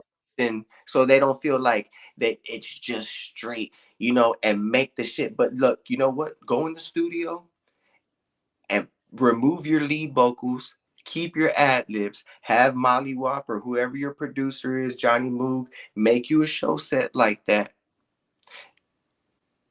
It makes you elevate just that much more as an artist. Hell Bro, yeah. it separates you from the rest, man. And In fact, hell yeah. and everybody got your back. And if you fuck up, it's okay, because guess what? That's the beauty of music. There's no right or wrong way. However, if you got people that are putting something together and this is the stipulations that they're coming with, you just got to abide by it and do it, or don't. And That's don't. raising the bar, and I feel like the Yeah. bar needs to be It raised. It You know- does. you know It what I'm does. You're saying? right, Straight King. up, It the does. bar It needs to does be need to be raised. raised, man. Shit. And leave the dry hating at your mama's house. Don't say, Goddamn right. "Oh man, I ain't doing that bullshit ass shit, dog," because now they trying to make me rap this. Like, this ain't for everybody. But Yeah, for exactly. For those who would like to participate. Yeah. hey, bro, you don't. Not everybody got to buy a lottery ticket, but some people like to waste their money, and some people like to say their money. Hey, at the end of the day, it's different strokes for different folks. So if somebody thinks that that's like, oh, now they trying to, hey, bro, you had your shine when they did the smoke walk, and they said you could do whatever you want. You can. Exactly. Up, I'm ready. The moment Hell they yeah. rules and guidelines, you like, man, fuck these dudes, dog. Like, they ain't shit. They don't even know what rap is anyway. No, you don't know what the fuck it is. And then that's my opinion. But that's why I stay away, dog, because it's just It's raising the bar, and the only way that we're gonna get any eyes on us here locally is by raising the bar ourselves and trying to raise the bar and putting ourselves on the level of the, like you were saying, the San Antonios, the Houstons, the Dallases, and the Austins. Like, hell, we gotta raise the bar to where those rappers from those towns look at us down here and say, "Oh, we Yeah. could go pull one of them down there for a feature type shit." Facts. The bar needs to be raised, shit. right. On all aspects, you know what I'm saying? On all aspects of the corporate shit. I just, shout out to everybody though who's doing it. I got Exactly. That's why you gotta show love to the public zoo of them. They're trying to raise the bar. Yeah. Like, show up and showcase your fucking goddamn your freestyle rap skills. They did the first one, gave away $1,000. Now show up and showcase your beats. They're raising the bar. They're Yeah. telling you, come outside the house. And show you who and Come show us outside who the you house. are. I ain't gonna lie. show us Come who you outside. are. Yeah. I ain't gonna lie.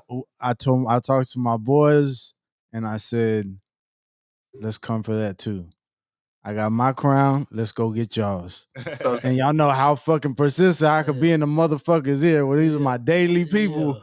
Well, then look, I Yeah, need you. so hopefully we can come through on some 420 shit and knock something out the park.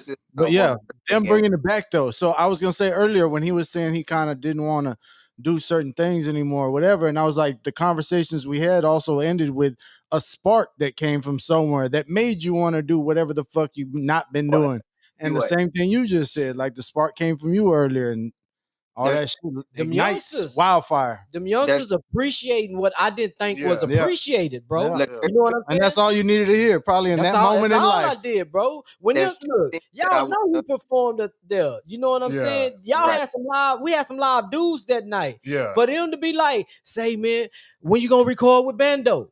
This is what I'm being Oh, told, my shit. nigga. When can I get you in the booth with Bando? Yeah. 17. Oh, I show you right here in my text That's what's text up. message where he say, man, this is the other day before he got locked up. He say OG, I'm finna go through some beats. I'm gonna sing some when we gonna get in the studio. And I'm like, fuck, dog. Hell yeah. I'm like, fuck, dog. And these young dudes go hard, bro. Yeah, hell yeah. They go hard. Hell And I'm yeah. like, damn, for real, bro. Here I am, I'm thinking about what the next outfit I got to make for somebody, or the next shoes I got to do for somebody. But here they want me to rap. Yeah.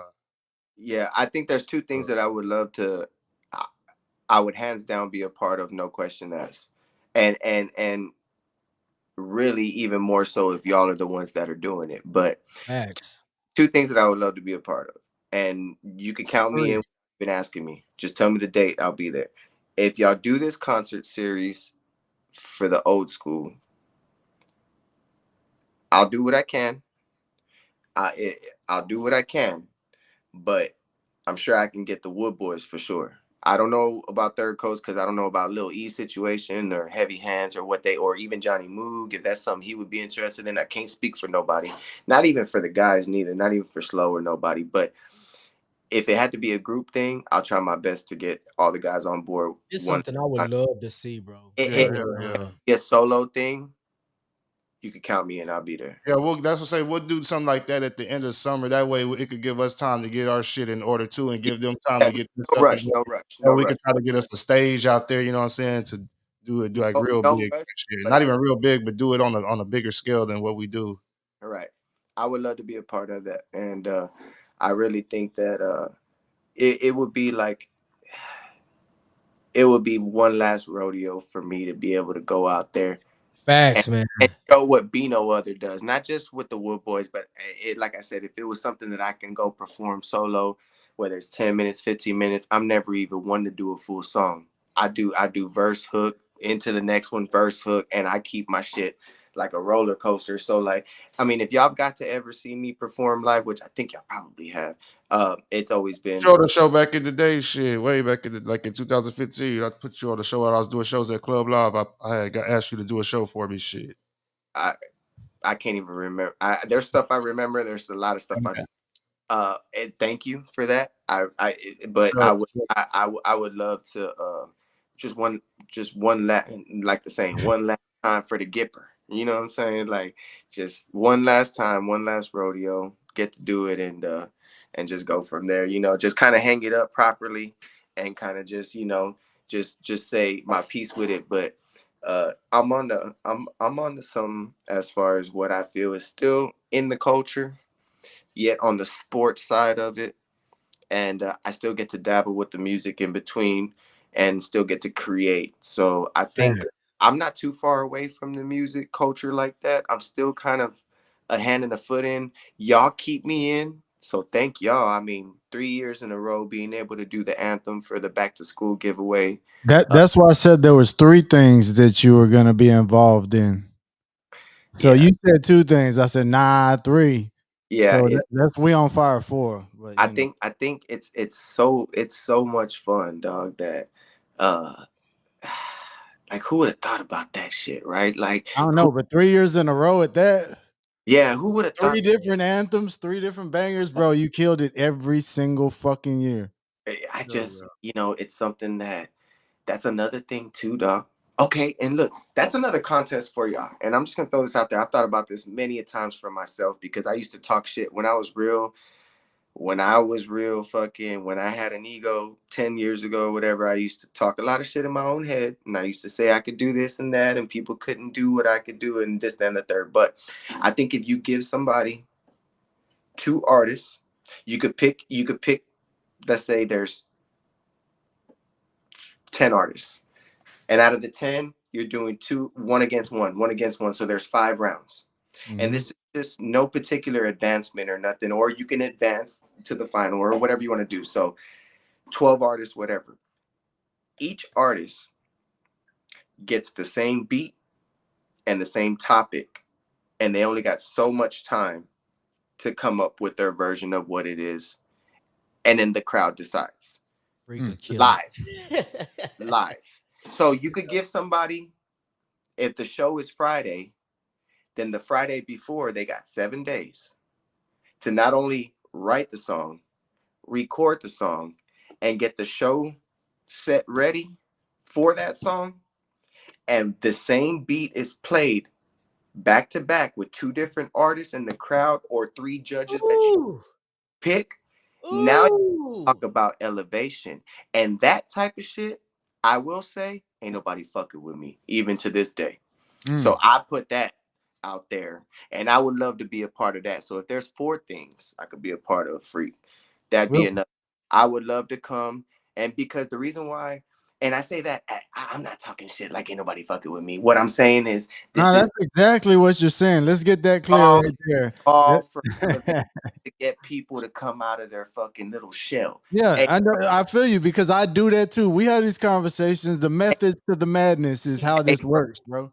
there's a reason why I'm great at these customs anthems, and there's a reason why football teams, baseball teams, basketball teams, pro boxers, pro MMA fighters, fucking restaurants, lawyers, whoever the fuck they calling me for these custom. They tell me what they want in it, and it's just like in a Rubik's cube, done. And they're Done. like, God damn, that's Guinness Book type shit. You could tell me right now, hey, you think you can have this song ready by tomorrow? We play tomorrow at like 6 o'clock, and we want to have it playing in the baseball park while people are coming in at 4:30. We open up at 4:30. You think you can have it?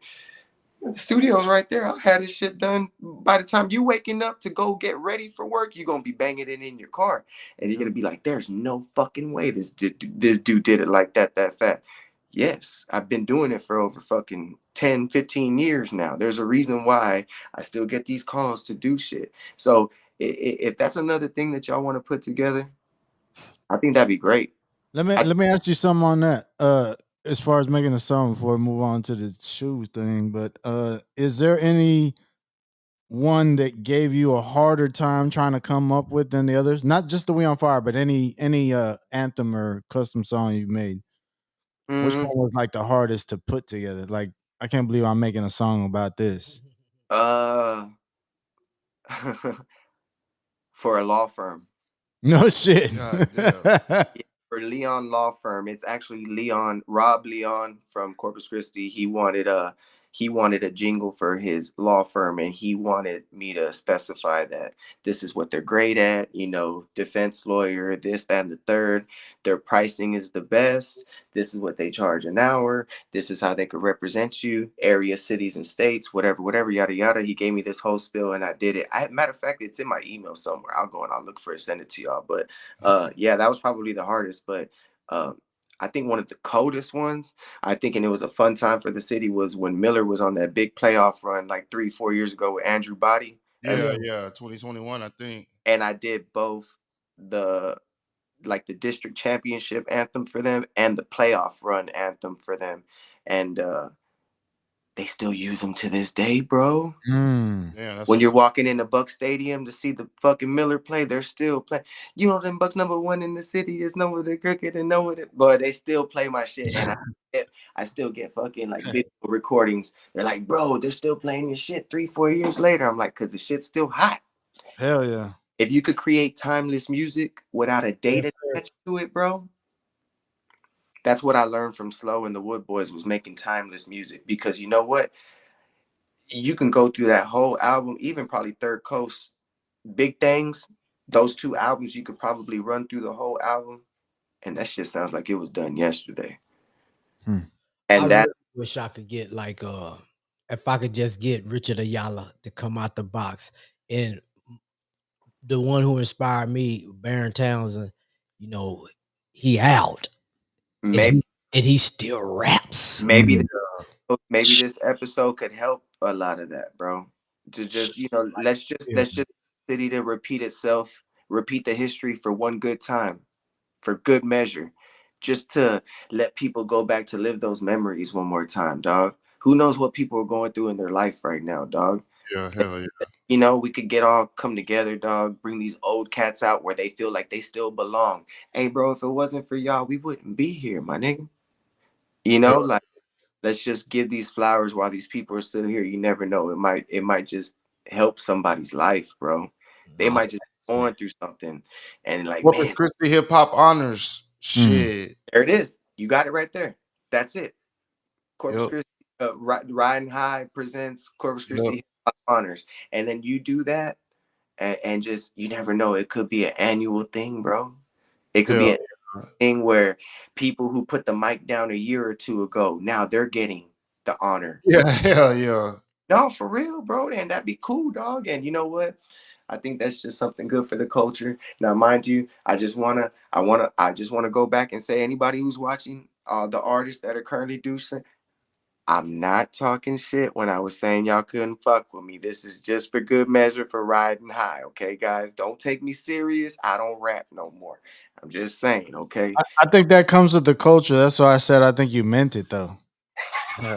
You It know what I don't mean? That's real shit. Like that's how it started out. Like you said, when y'all used to battle back in the day, that's all it was, like some nut testing shit, but Yeah, on some and it hookah rap was, doper. bro. You know, it's Was, always bro. been that, I'm better than you type of And shit. the thing about it, bro, like me, we're talking about right here. We rehearsed our shit before we looked at you, bro, because we ain't had no time to fumble this shit. Yeah. We ain't had no time to look bad in front of nigga. How you gonna call somebody out and stumble through your raps? Yeah. You look like a fucking idiot, nigga. You know what and I'm it, saying? How you gonna call somebody out that you don't even know that might be prepared and you're unprepared, bro? and they Yeah. want to So get and a lot of times when we called people out back in the day, they were like, what the fuck is this? Oh, nigga, y'all, like, oh, it's like that, nigga. Give us our mic now. You know what I'm Yeah. saying? Regardless if we called them out or somebody called us out, everybody has something in the bag, Yeah. waiting, Yeah. now waiting. now a Throw this motherfucker instrument on. We already, throw this instrument on. We got a whole song, like you say, be a whole song, Mhm. Hell hey, yeah. now hook and everything. now Yeah. We ready to bust your ass. you Hell call somebody out now for fumbling something like that. In this generation, they want to get confrontational. And it's like, Yeah, bro, come on, just dog. go back to the lab, B. Hell yeah. Stop. So, yeah, bro, good times back in the day. And yeah, I would love to see that. Even as a fan, I would love to see some of the Yes. OGs come back together and hit the stage one last time. I think that'd be a great thing for the city, guys. So, y'all are Hell on to something. And I think the fact that every year y'all are just getting better and better with the culture and doing newer and bigger and better things for the city, man, bro. I think it's conversation to get into this list shit because I don't see why y'all wouldn't be on it. We'll bring that up. We'll bring that up at the end, shit. Oh, But that's where we want to transition real quick. So not real quick, but let's transition and talk about the custom cleats and all that. We've been talking about music and shit for an hour, 15 minutes already. Hey, and Let's that's good. We still go longer, shit. But let, yeah. well, let's well, let's transition into the custom cleats and how did you get into the custom shoes and the cleats shit, and the if it custom wasn't for cleats the and all that. coronavirus. Yeah, give us a little bit of shot of your workstation though, because that's what I was thinking just a minute ago too. Was that people are probably like, "What the hell is that shit next to him?" Well, it's kind of a mess, but I'll give y'all a quick look. That's perfect. Let me see if I could. I They don't don't know. want you to have it all nice and neat, like you ain't touched the motherfucker. So that's my spray booth. You know what I'm saying? So I actually where all the magic happens in there. Um, I got my little setup here for my prep station, and this is just a minor setup because I travel a lot, and when I travel, I actually this folds up into a briefcase. Tight. This back part is like a briefcase. All this folds into here, and you got the little handle right there. So this goes on the plane with me. I carry this on, and then, you know what I'm saying. This box right here is my shipping containment, and this will have like a lot of my tape. If you see like my heat gun, my sander, it has a lot of my jars. It'll have all my air guns. It'll have like my cleaners, cotton balls, everything. My clear coats, everything, all the products that I normally use, my Gorilla Spray adhesive, all that will usually just be in one container and that gets shipped out before. And then, like I said, usually just on this side over here, that's a stencil cutter. I know Creon knows what that is. So that's our stencil cutter right there. That's my touchscreen laptop that I actually do my design work on before it gets thrown over here to the press station. and then just kind of just keeping it like that, you know. And this is just a quick little setup, but this is where I get everything done. So Everything, all that goes with you on the plane. everything, everything. Wow. And if it doesn't go on the plane, it's getting shipped out a day before I fly out to the hotel that I'm going to, that I'm about to check in. So when I land, it's already there. Damn. And then on top of that, so y'all see the monitors back there. Obviously, those are my monitors. My studio's not set up, but those are my monitors for when I set my studio up. But my studio is actually in my Nike bag and in that red little bag, and that travels with me too. So in my hotel room, you'll have one station set up for my custom cleats. And then if I get a call that I need to do a custom anthem or something, a walkout song for somebody, I got the studio on the other end. And, you know, it don't stop, bro. I was gonna say you were on the road when we got the last anthem from you, or maybe it was the one before, or both. Shit, who knows? I've been on the road now doing what I do for like going on 3 years. So I think the very first one was the only one I did here at the house. The last two I did on the road, and I shipped it to y'all. Like I sent it to y'all. Um, yeah. And again, every time like I actually get hit with the date of when it's about to come, I already got prior engagements. That's why I can never actually be there at the giveaway, because if I were to know a good ahead of time, and it's nothing against y'all, if I were to know a good ahead of time, I could make that trip. And that's why you were saying too, you go back to saying like, man, Bino, if I pick you up on the team, you down to play and do that shit. I know ahead of time I'll be there. But I usually Yeah. don't. I don't like to do the whole, hey bro, how come y'all ain't called me, dog? And then I don't live in Corpus no more, so I get it. I think it's the people that live in Corpus, it's their time to put back for the city. And if they're artists full time and this is what they want to do with their life, then they should get those first opportunities. I think that's what it's all about. I think, you know, y'all are the gatekeepers, bro. Y'all are the people that kind of keep the Those are blue. bad words. Those are bad words. Hey, you're stupid, but I really think that, you know, it's their time and they should get first dibs on doing stuff like that. And yeah, if I ever get a call to be a part of something, just like when you call me, you're like, Bino, it's about that time again, dog. Yeah. We on fire part 3. You got me? Shit, say less, bro. Send me the info. Send me where it's gonna be, what time, what date, what y'all got going on, who are the team captains, whatever, whatever, whatever. Boom, let's do it. And Mhm. and you know, so yeah, bro, you keep me involved, I'll be involved. And I just want to say thank y'all for that, because y'all are literally the only ones that keep me a part of what's going on in the city when y'all have something to do with it. So, you know, that's Appreciate it. Yeah, no doubt, bro. Let's get back into the custom I was cleats. going right back into that. So because of that, maybe we could get some "We on Fire" 4 kicks made by Ben Stangin. What I made think you I start think that'd be dope. customs? There we go. That's what I want to know. There we go. I'm trying to lock in some shoes here, Cree. Even before you answer that, I want to say this while we live, right? Creon's mic is like, I can't really hear him. It sounds like he's talking in the background. Probably the wire.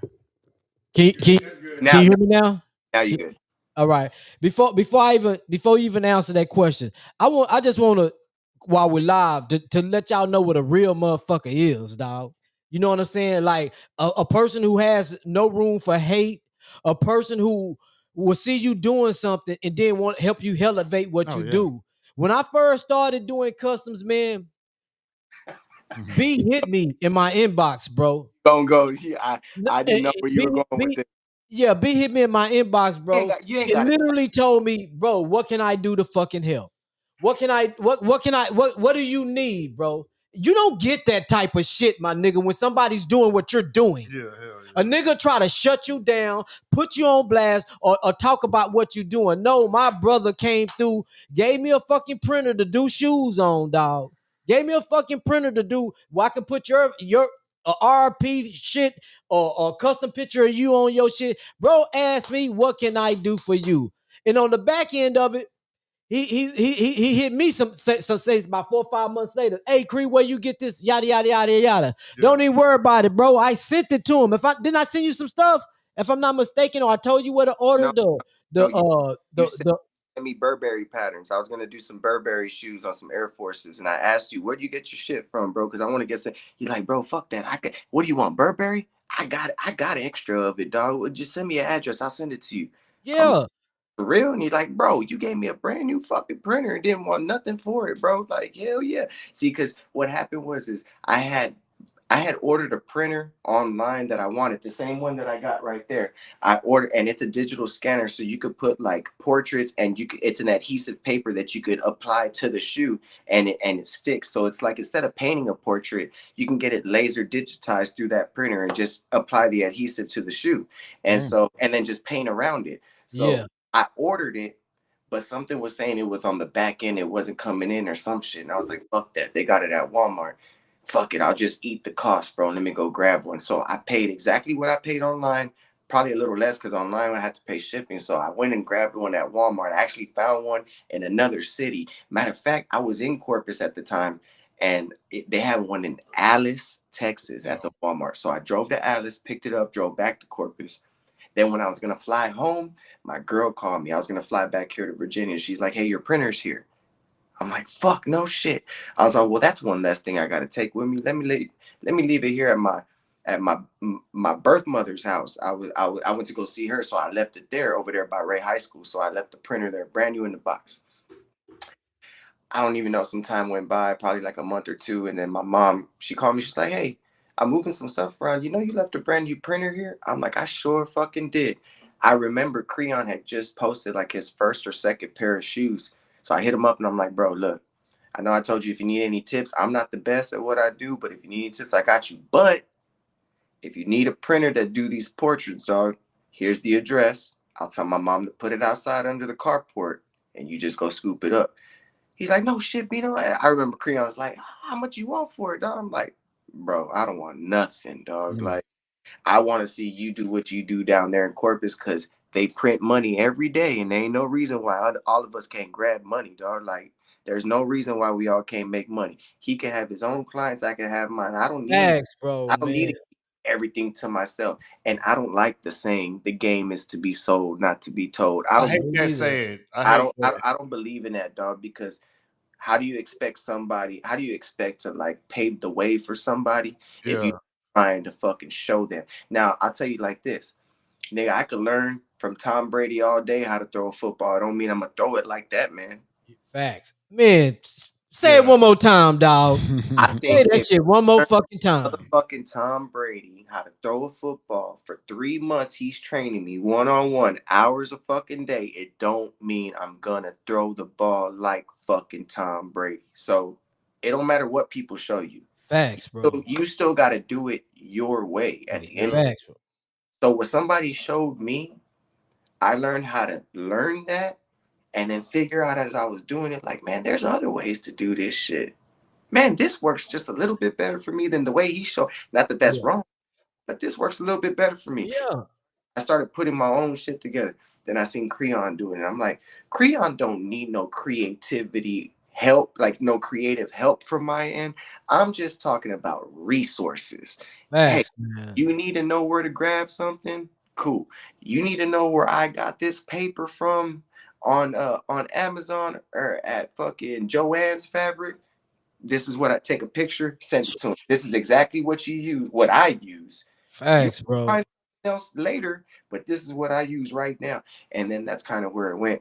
And then Creon on the back end, I remember I seen him do some beautiful fucking all red Air Force with the Burberry, dog. And I'm like, man, dog, I got a client asking me for some green ones. Let me call him and see where he got this fabric. He's like, you want Burberry? Man, fuck that. I got plenty, dog. I'll send you a whole envelope. He sent me one of them big ass manila envelopes full of fabric just rolled up. More than what I still got back there. Still got it. I did what I needed, put the rest away. Creon, thank you, my brother, because I'll never forget what you did for me, dog. And man, that's why I brought this up because for somebody like me, man, you like a motherfucker don't know how really appreciate nigga. I damn near got tears in my eyes, nigga, because nigga, love is hard to come by these fucking Yeah. days. Hell yeah. You know what I'm saying? A genuine motherfucker Yeah. is hard to come by these days, dog. Yeah, And I got a little man, right now when you brought up the story, and I was like, you ain't gotta tell him, dog. But it's real shit, bro. Nah, that shit got to be heard, bro. When people, Because this could break a cycle. If here how me and you operating with each other, this could break a cycle amongst motherfuckers, dog. Because it ain't got to be that hey, we Creon, do the same thing, but we don't do the same thing, bro. and let's be real, Creon. How often do we talk, bro? Be real, 100%. Shit, how long is it probably since talk about a year ago? Or probably about 8 or 9 months ago? Real shit. That was the last time I talked to you. And if it ain't like just messaging, like, hey, bro, good, or hey, I'm talking about actual Oh, conversation. facts. Yeah, facts. Like we're not, Facts. this is not in a disrespectful way. Nah, We're, no.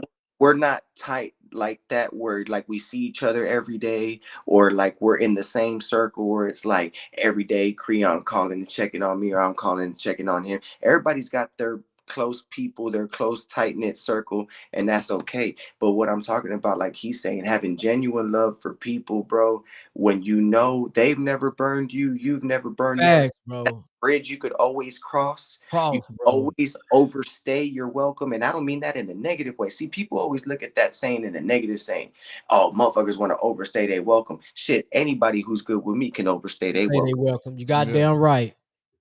You tell me you got to stay at my house for 2 days and it turned into 2 months and you ain't never burned me, did me wrong, appreciated my shit, look after my shit like it was your own.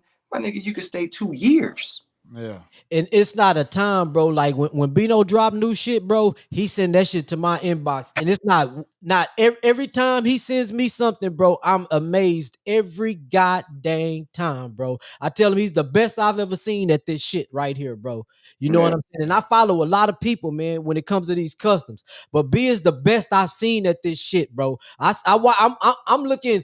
It's athletes on TV with his shit on, bro, and that's what I aspire to be. He's part of my inspiration when it comes to these fucking custom shoes, dog.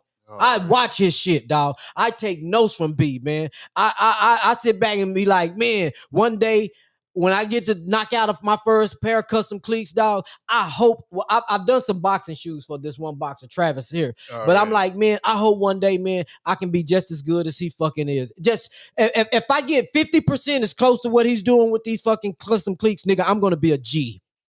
If I can do 50% of what he do, I'm gonna be a fucking G, dog. And I really appreciate it, bro. I'm talking about, man, from the bottom of my heart, man. A nigga better not talk bad about this dude in front of me, man. It might be some shit. Because I know his heart is genuine, man. I He appreciate didn't it. ask me for nothing. And when he called me to hit me for the nigga, what do I look like? Oh shit, you know, you got no nigga. I'm gonna send this shit to you. I got plenty. I'm gonna send it to you, bro, because you didn't have to do that for me, man. You could have really, because when I first started doing these custom cleats, man, I used to see the Facebook posts, niggas shitting on me, sending subliminals, shitting on me, just because they do it too, sending subliminals on Facebook. And then the thing about it, they've been off the scene for 5 or 6 months or up to a year. And I start doing them now. They want to start doing them again. And then talking about a nigga. He ain't do that shit. He say, Cree, how can I help you? Yeah. That's what it's about, bro. And you How know can what? I help you? Nigga, it's enough money for out here. They print that shit every day. There's enough money out here for all of us, bro. And you know what? They don't ask for the old money back. Facts. Still floating out there too to get. So I mean, there's money out there, more money every day for us to grab that ain't coming from nowhere but the fucking printer. So why not go grab it? Why not help people go grab it? But my thing going to what you said, Cree, is true. You see, motherfuckers don't do it for 5, 6 months, come out the gate because somebody brand new want to start touching on the shit, not taking none of their clients. They making their own clients, but they so sourpussed about it. They come out just to talk shit, and then you don't hear or see from them for another 5, 6 months. So it's like, what was the point of even doing that, dog? Like, if you just stay minding your fucking business, you wouldn't even know who's doing what because you too busy doing what the fuck you doing. Yep. Facts, bro. Big facts. Nigga, that nigga, man, church stand up. Shit, that's the motherfucking choir sing. You feel what I'm saying? And moving away from corpus in 2018 wasn't even planned. I was working with a company that put me on the road, came at, bro, Virginia, dog. Who the fuck would pick Virginia on a fucking map if they said, oh, I'm trying to take a trip, bro, let's go to Virginia? Hell nah. But when I came out here, It was probably one of the most beautiful places I ever been. Met my queen out here. One thing I can say, and I think I love this the most. I mean, I love my girl, but one thing I gladly say is not one nigga from Corpus, let alone Texas, could say they fuck my girl. Thanks, fam. Stupid. Amen to that. How many niggas could say that? A lot of people got a lot of people. Somebody's queen could be somebody's ex just because y'all in the same area or the same whatever, or oh, they live in San Antonio. They don't even live in Corpus now, right? But you know of a motherfucker that used to talk to your girl, and you don't know a lot of details, but you can only imagine because we ain't dumb and we ain't naive. Shit, that's one thing I take to my heart, dog. Is not one motherfucker could say that they fucked my queen. And that was another thing that I was grateful for, was meeting a great woman who invested in me. She invested the time. She invested, like, knowing that I had a vision. And when coronavirus hit, I was grateful that she had her full-time job and she was working from home. Like, she didn't have to go to the schools no more. Everybody was homeschooled. So she was doing her job from home, still getting her same salary. And she said, fuck it, babe, you want to take a chance? Because at the time I was working for a company out here in Virginia. Because I was one of the last ones to get transferred from out of state over here to this new location, I was one of the first to get let go when coronavirus hit. They were only keeping so many people, so I got laid off. I remember I'm sitting at my old apartment that I used to live in another city here in Virginia. I'm sitting there and I remember I'm thinking, it's not in me to just sit here and let my girl make the money and just me be up under her. It didn't feel right. So I'm like, what can I do to make my income and to bet and to bring my income to the table too, to help out? It might not even be as much, but what can I do? And I was having this conversation with my girl, and then Maestro, I'll never forget this, dog. Maestro was talking to me about it. He goes, you know what, Bino? You've been talking about trying to customize shoes, right? Like you said, you kind of got an itch for it. I said, I've never drawn in my life, never took art class, never was a painter, never was none of that shit. But I don't know. I think I could do it. He's like, well, you know what? Let's get you the basic shit to get you going. And I'm like, Real what you? nigga shit. He's like, find out how much it is to get like your spray booth and one airbrush with a compressor and, just the shit that you need to buy, the expensive shit. Let's get the basic shit, get a total, and let me know how much it is. And like what Creon said about real motherfuckers with real big hearts who love you like a brother, got love for you, want to see you succeed. Maestro and my girl went half on my equipment, bro. Damn, that's what's The up. real Maestro, real motherfucker, dog. It's a true story, bro, that I'm giving Maestro his flowers. Because if it wasn't where I'm at today, it wouldn't have been, because I wouldn't have been here without Maestro's help. So I remember Maestro put up the money with my girl. I was probably like 900 in the hole. So 450 and 450, they both threw down. I ordered my shit, it came in. I was practicing on poster board. Like for the science projects, I was practicing on poster board for like 2-3 days. I already had watched all the videos on YouTube that I could watch, that I could do my research on. He tells me, your nephew and I has played for A&M, right? And I'm like, yeah. He goes, they got the Orange Bowl coming up against North Carolina in a week, right? I'm like, yeah. He goes, do you feel confident to do a pair for Anais? And I'm like, this is gonna be my first pair of shoes. Hell nah. He's like, Bino, I think you could do it, dog. Anything that you've ever put your mind. Got that in your ear, bro. That's a blessing, man. Even the music, bro, I've never seen you like step down from a challenge, bro. If anything, you take that shit head on and you kill it. I know you could do it. You look, I'll order a pair of cleats for him. Let me call a and see what size. I'm just gonna tell him I'm gonna buy him some cleats for the game. We're not gonna tell him we customizing them. He probably not even gonna wear them if I tell him they just for him. But he gonna say thank you. So he gave him the size, 10 and a half. I said, okay. They wear Adidas at A&M. Okay. We ordered the Adidas Adizeros. Came straight to my house. I still got the video on my TikTok. It's my very first video. I fucking did the shoes, put the A&M logo, the Orange Bowl logo. I put the Sub-Zero logo. I put all his nicknames, yada, yada, yada. Did that. Shipped it. Maestro paid for the overnight shipping, bro. Now, mind you, we got it there the day before he was flying out to Florida. They played at the Hard Rock Stadium where the Miami Dolphins play. So there Yeah, was hell yeah. Texas out there. We got it there the day before to his dorm room. Grabbed the cleats. This motherfucker called Maestro. He's like, Anaya is calling me. Let me call you back. He calls me right back. He's like, Bino, Anais love the cleats. I said, you fucking lying. He goes, now, I don't know if he gonna wear them. He didn't tell me all that. But he got them. And he loved them. So good job, Bino. Good job. And I'm like, oh, hell yeah. So the Orange Bowl game's coming up. Saturday night, prime time, ABC. I'm sitting with my girl in the living room. My son was just born. We're watching it. It ain't even started yet. Kirk Herbstreit, Warren Sapp, all these commentators are talking. And they showing A&M, they showing the players walking from the locker room through the tunnel, about to take the field. They're all in, they're jogging. There's a couple gaps between players.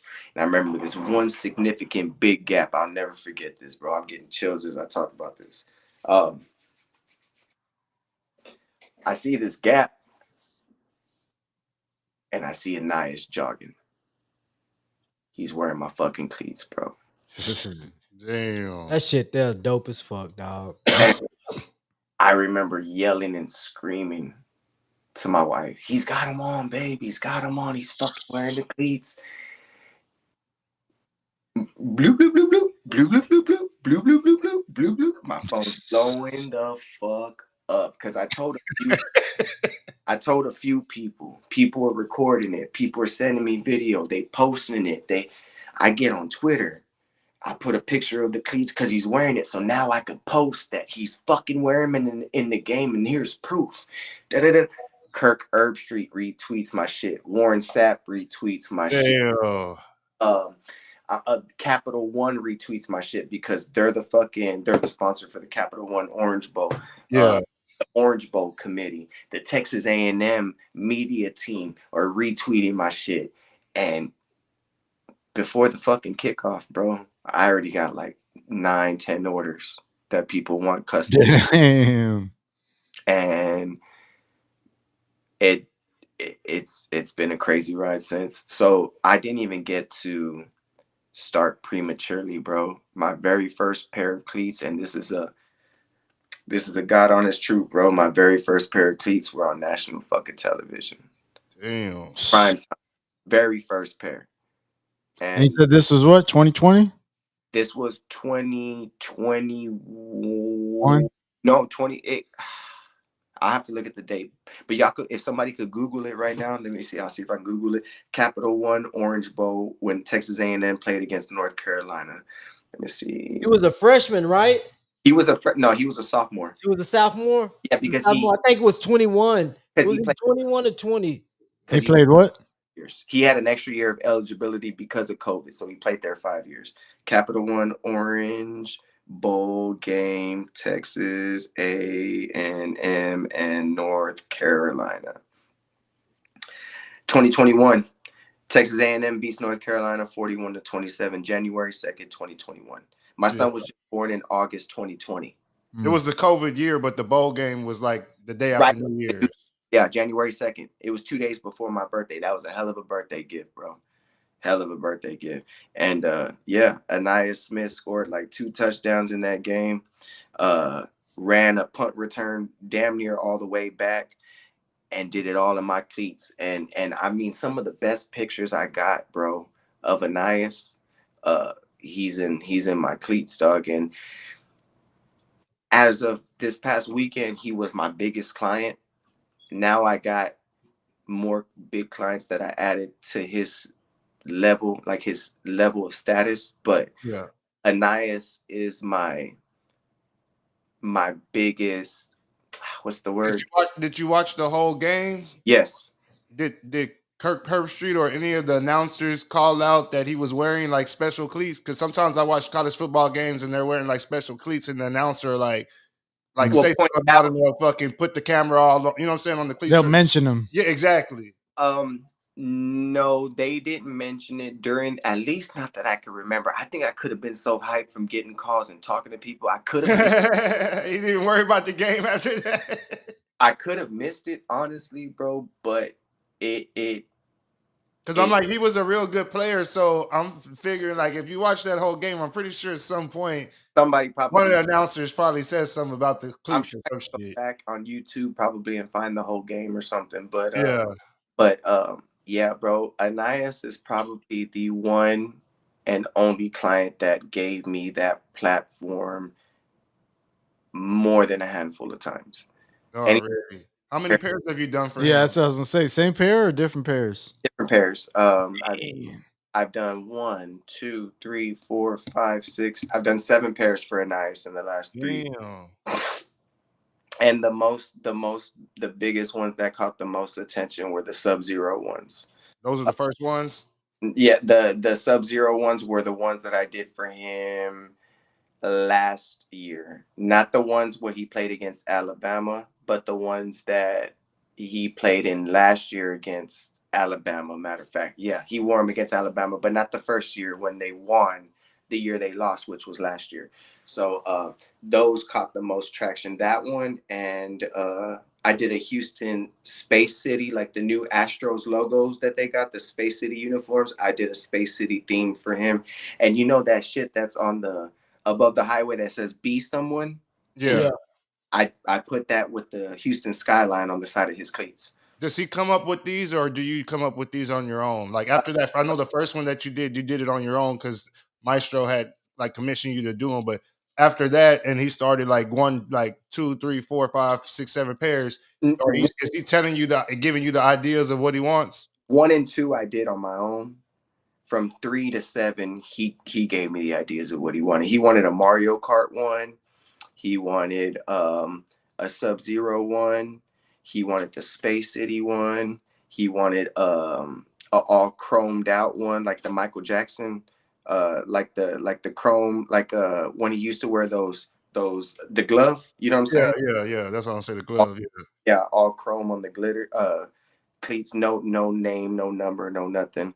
Um, and then having the conversation with them where just recently too, he's like, when I get in the league, you doing my cleats, right? Like you the only one doing my cleats. Like you've been with me since I've been grinding and doing this all through college. Like it wouldn't even be right if I gave that to somebody else, bro. So uh I'm blessed that I got to see there's artists that get to come in and just jump right in and they get blessed with like getting a big name and they put them on that status.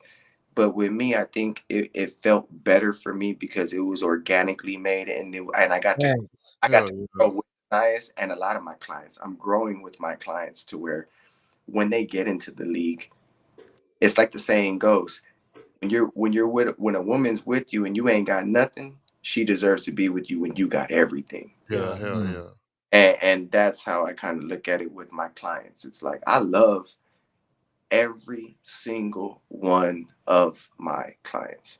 I got love for them, not only because I think they're great athletes, but because they take a chance on giving me the opportunity to be the one to create for them. Thanks, I, bro. I have client parents that are like, my son only 10, bro, 11. You've been doing it since he was 8, bro. You're going to be doing his shit till he fucking Graduate and shit. doing football or whatever the fuck. So if God willing, he could play college ball, go to the pros, bro. You the only one doing his fucking cleat. And he say that. My son tell me I only want Mitch doing my cleats. And he's like, shit, whatever you want, son. Like that's the way it should be. Like he's been there with you to have nothing. He should be there with you to have everything. So, you know, he's away.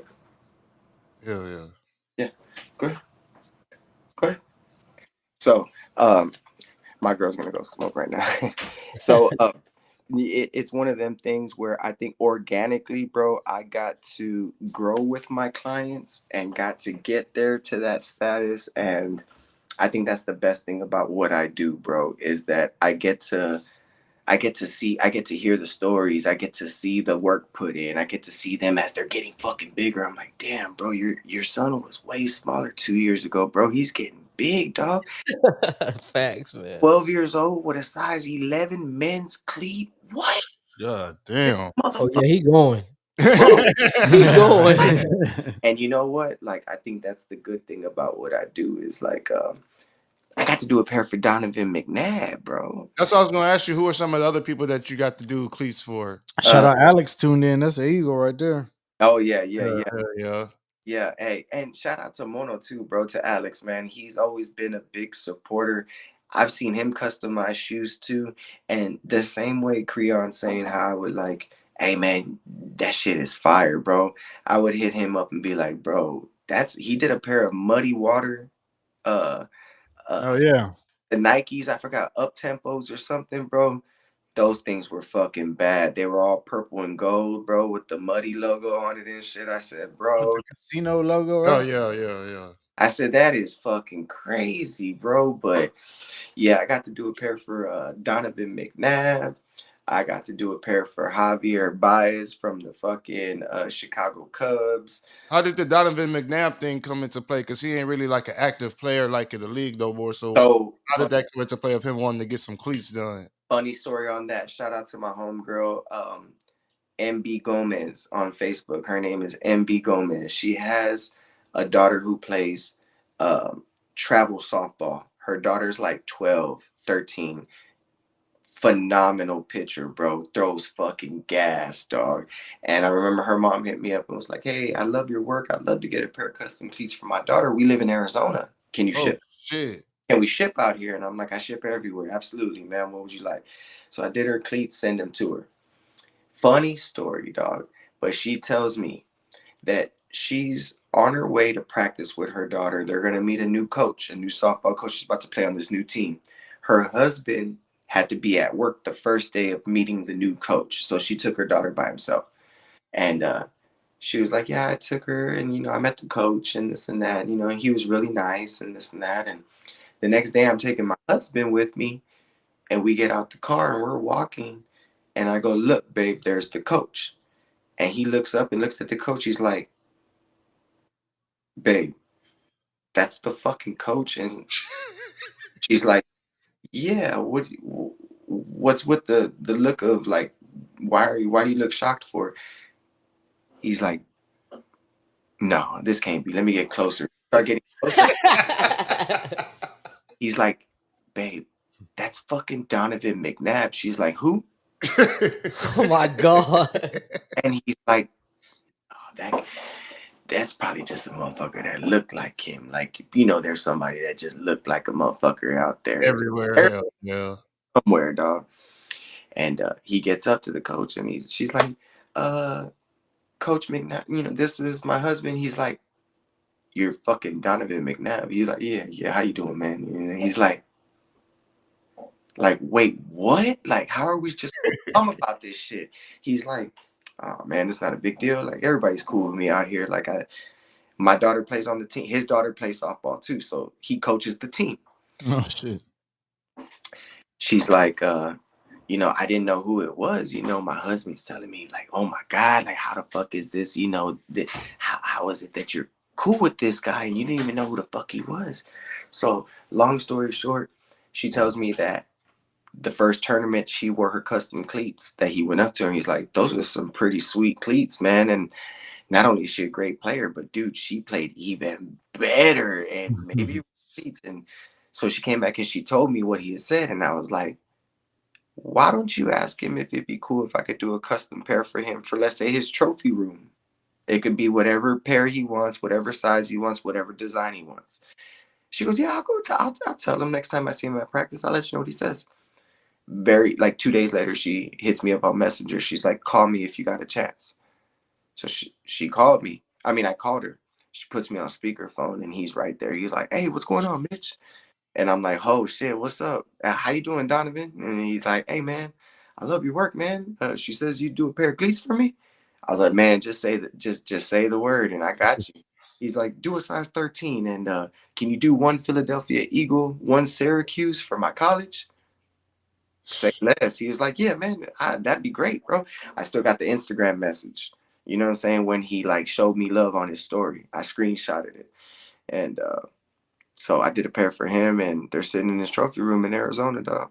That's fine. Yeah. That's what's up. Hell yeah. Yeah, so I've got to do some pretty cool pairs.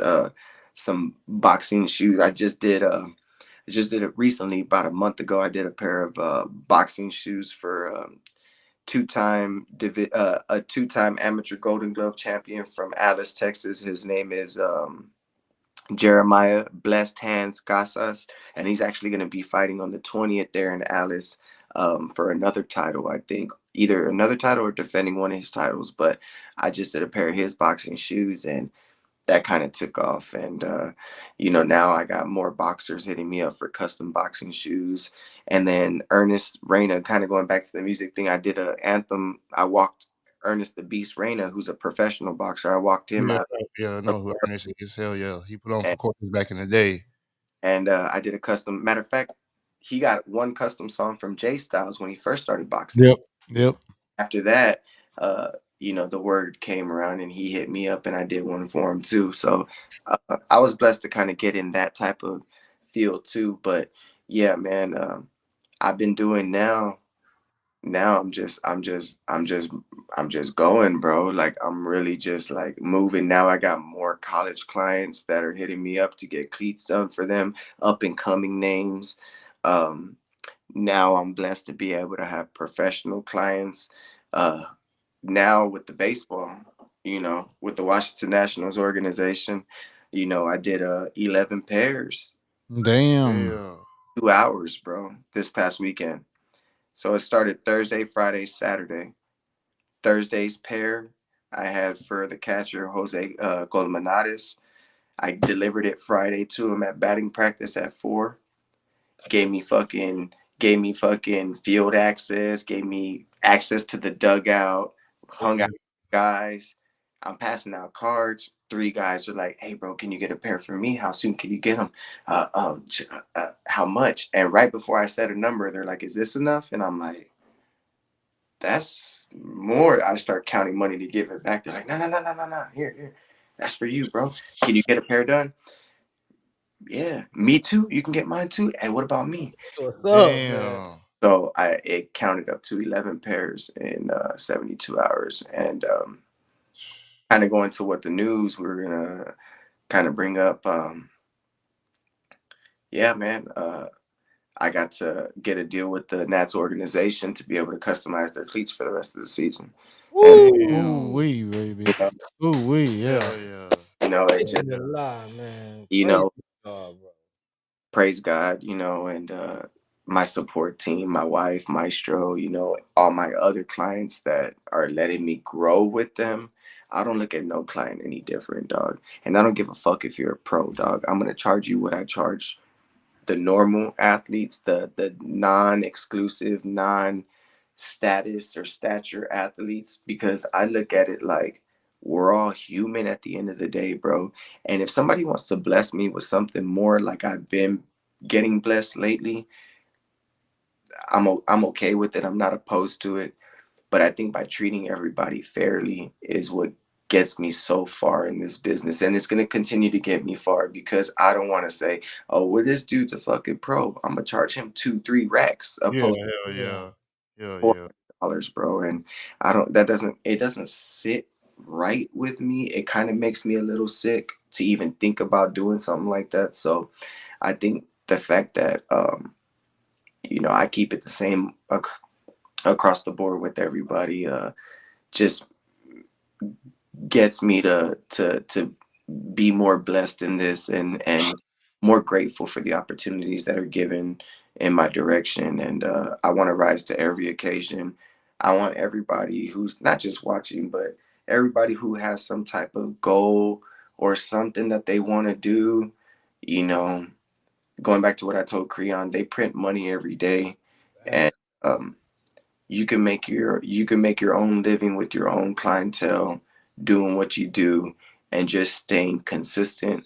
If you have 10 loyal clients opposed to 100 non-loyal, I think your 10 loyal clients are going to be more beneficial, and more, you're going to get a bigger payout at the end of the day or at the end of the term, than Yeah. opposed to 100 people that get one pair from you and never talk to you again.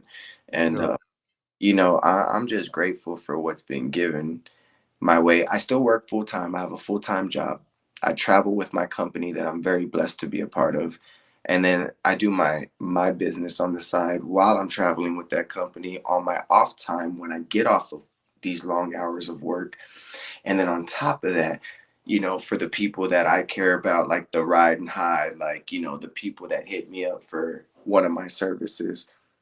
And I've never thrown a number at you, right, Freak? I've never said you owe me this or like oh, this is what I charge. Not a dollar. I don't believe in that, I don't bro. even think that came up in the conversation at all. Never, because it's not like me to bring Yeah. something like that. And I just look at it like God's gonna God's blessing me now. If I can't see it, then I'm just a blind, unwise individual, and that's not me. I see everything, I feel everything, and He's blessing me now. He's gonna bless me later, and yeah, I'm not worried about the dollar now. I'm worried about the financial status for my family later. To be Hell yeah. when times get hard, we're still going to be okay. We're still going to have money put away. We're still going to have bills paid. But yeah, when people say, "Are you in this business to get rich?" I look at it like I'm already rich right now because I got the people in my corner. My kids are healthy. I'm healthy. People I care about are healthy and doing what they're doing. I'm already rich, bro. I'm already. Can you run us through the process? Like you said, you got 11 pairs done in 72 hours. Not necessarily that process, but My okay, somebody God, from Texas orders, somebody from Corpus or Houston orders a pair of custom cleats they want done for you. Let's say I want a pair of custom cleats with fucking Pimp C and UGK style. Like, how does that work? Do I have to send you the cleats or No, do you go no, and source that I, yourself? Like, how does that? Can you run us through the process of getting that I, done, absolutely. like So start to finish? yeah, so if you call me and say, "Hey, I would love a pair of custom cleats, how does this work? What's the process? Run me through it." I'll tell you the first thing and foremost, what sport, what size. You'll tell me, "Okay, my son plays football and he's a size 11 in men's."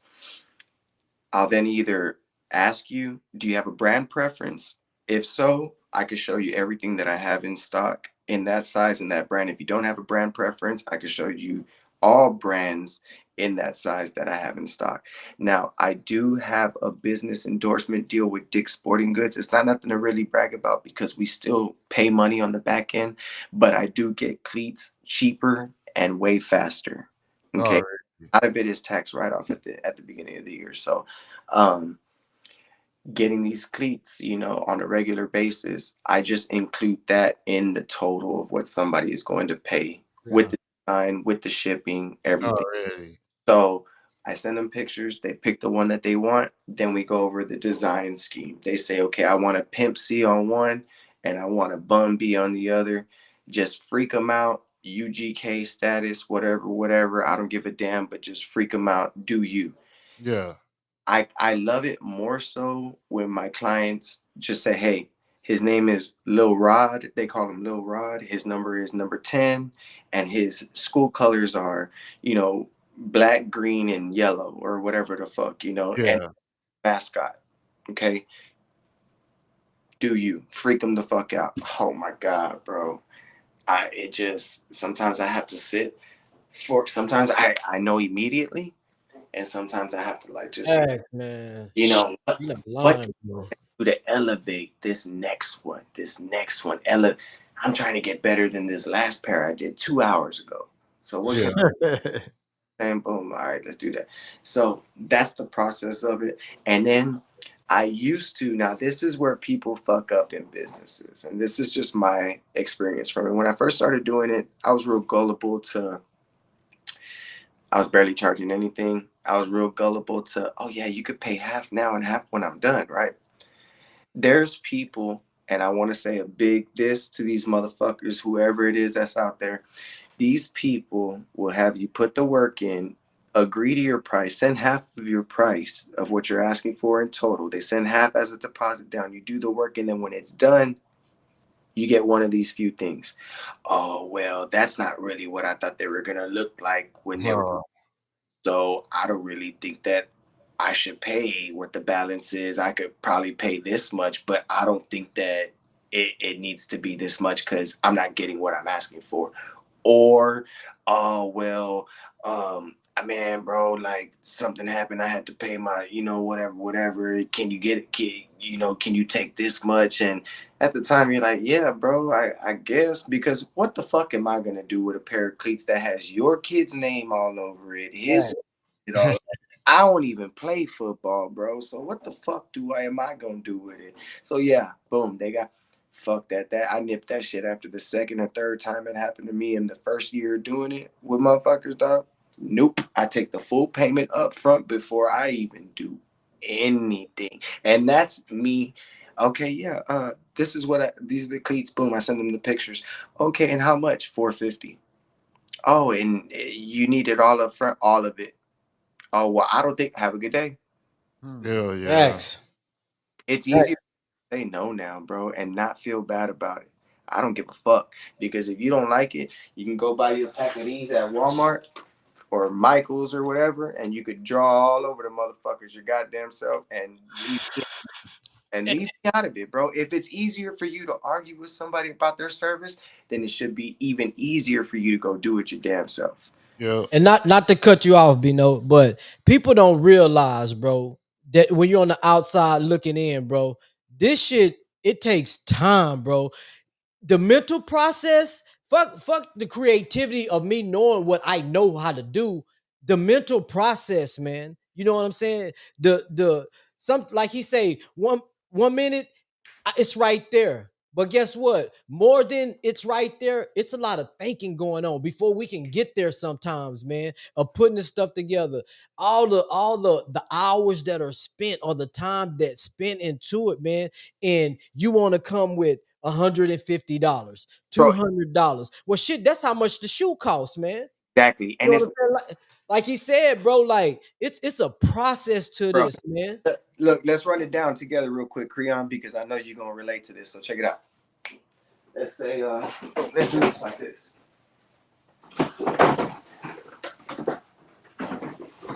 All right, Busting out. let's do it like this. So boom, you get a pair of cleats. This is the ones they want. You get a pair of cleats. You get the cleats, unlace everything. Then after you lace everything, I already know it. you got to put it down. You got to pin it all down to where it gets in the creases. That's all the way around. After that, you got to cut everything. After that, you got to acetone everything. After that, you got to sand everything. Not with just one grit, but with 3 different grits. Three different grits, bro. Got to do that 6 times total on 2 shoes. After that, got to go back with acetone to clean up all the particles that you just done off. After that, you can either design your shit before, or you could design it when you're done prepping your shoe. You got to go and you got to design everything. You got to size everything. You got to say, okay, how big is the logo going to fit right here? Well, let's fucking measure it. Boom. Got to measure everything. Okay, 3 in height. 3 in height. So what right dimension is to have it in the width? You got to play all that into account. You can't go I look. measure all that shit, bro. Oh, you can't do all that. After that, now you got to mix paints. And you can't just grab a paint and pour it in your airbrush. It's gonna clog your shit. You gotta put certain additives. You gotta put too thin. You gotta put a little color. You know what I'm saying? You gotta mix it up right. You gotta make sure your shit is all equivalent. Then you put it through a fucking You put it through a strainer.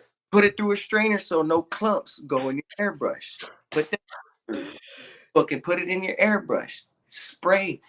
Technical heat gun, spray, technical fucking heat gun. You put all this shit. That's one shoe, one coat. Now you gotta switch to the other shoe and doing it.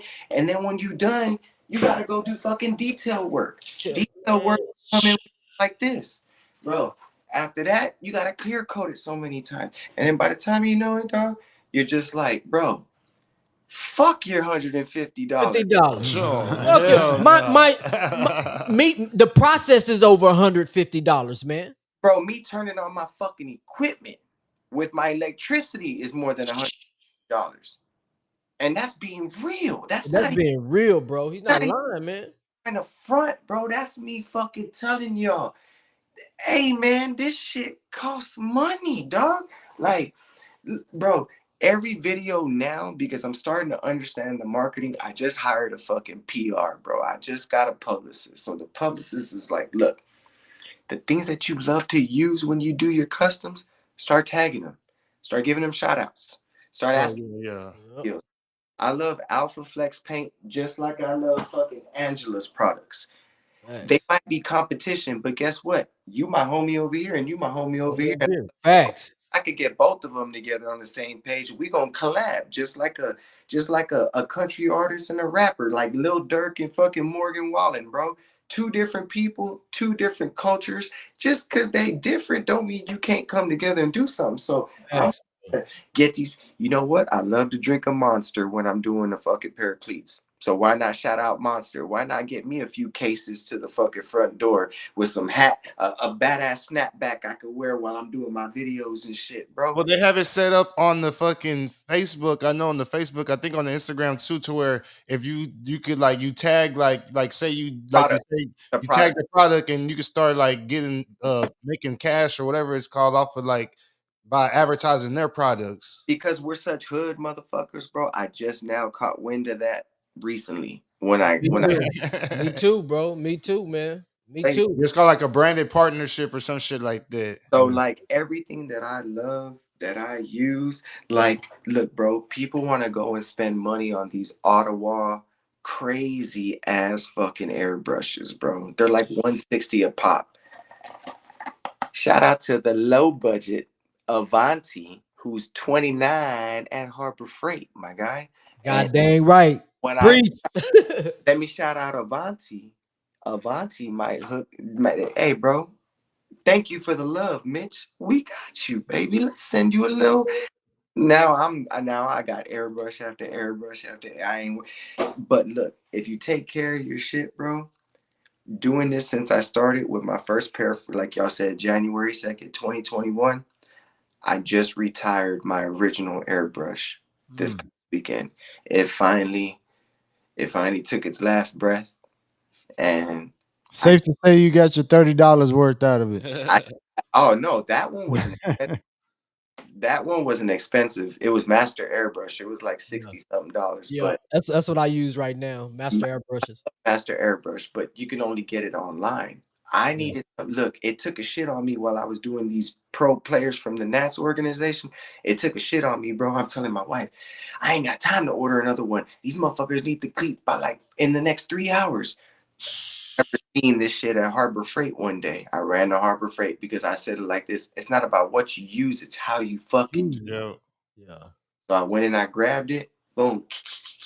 What I know now is what I didn't know back then, and what I know now sure as hell's gonna make this shit work.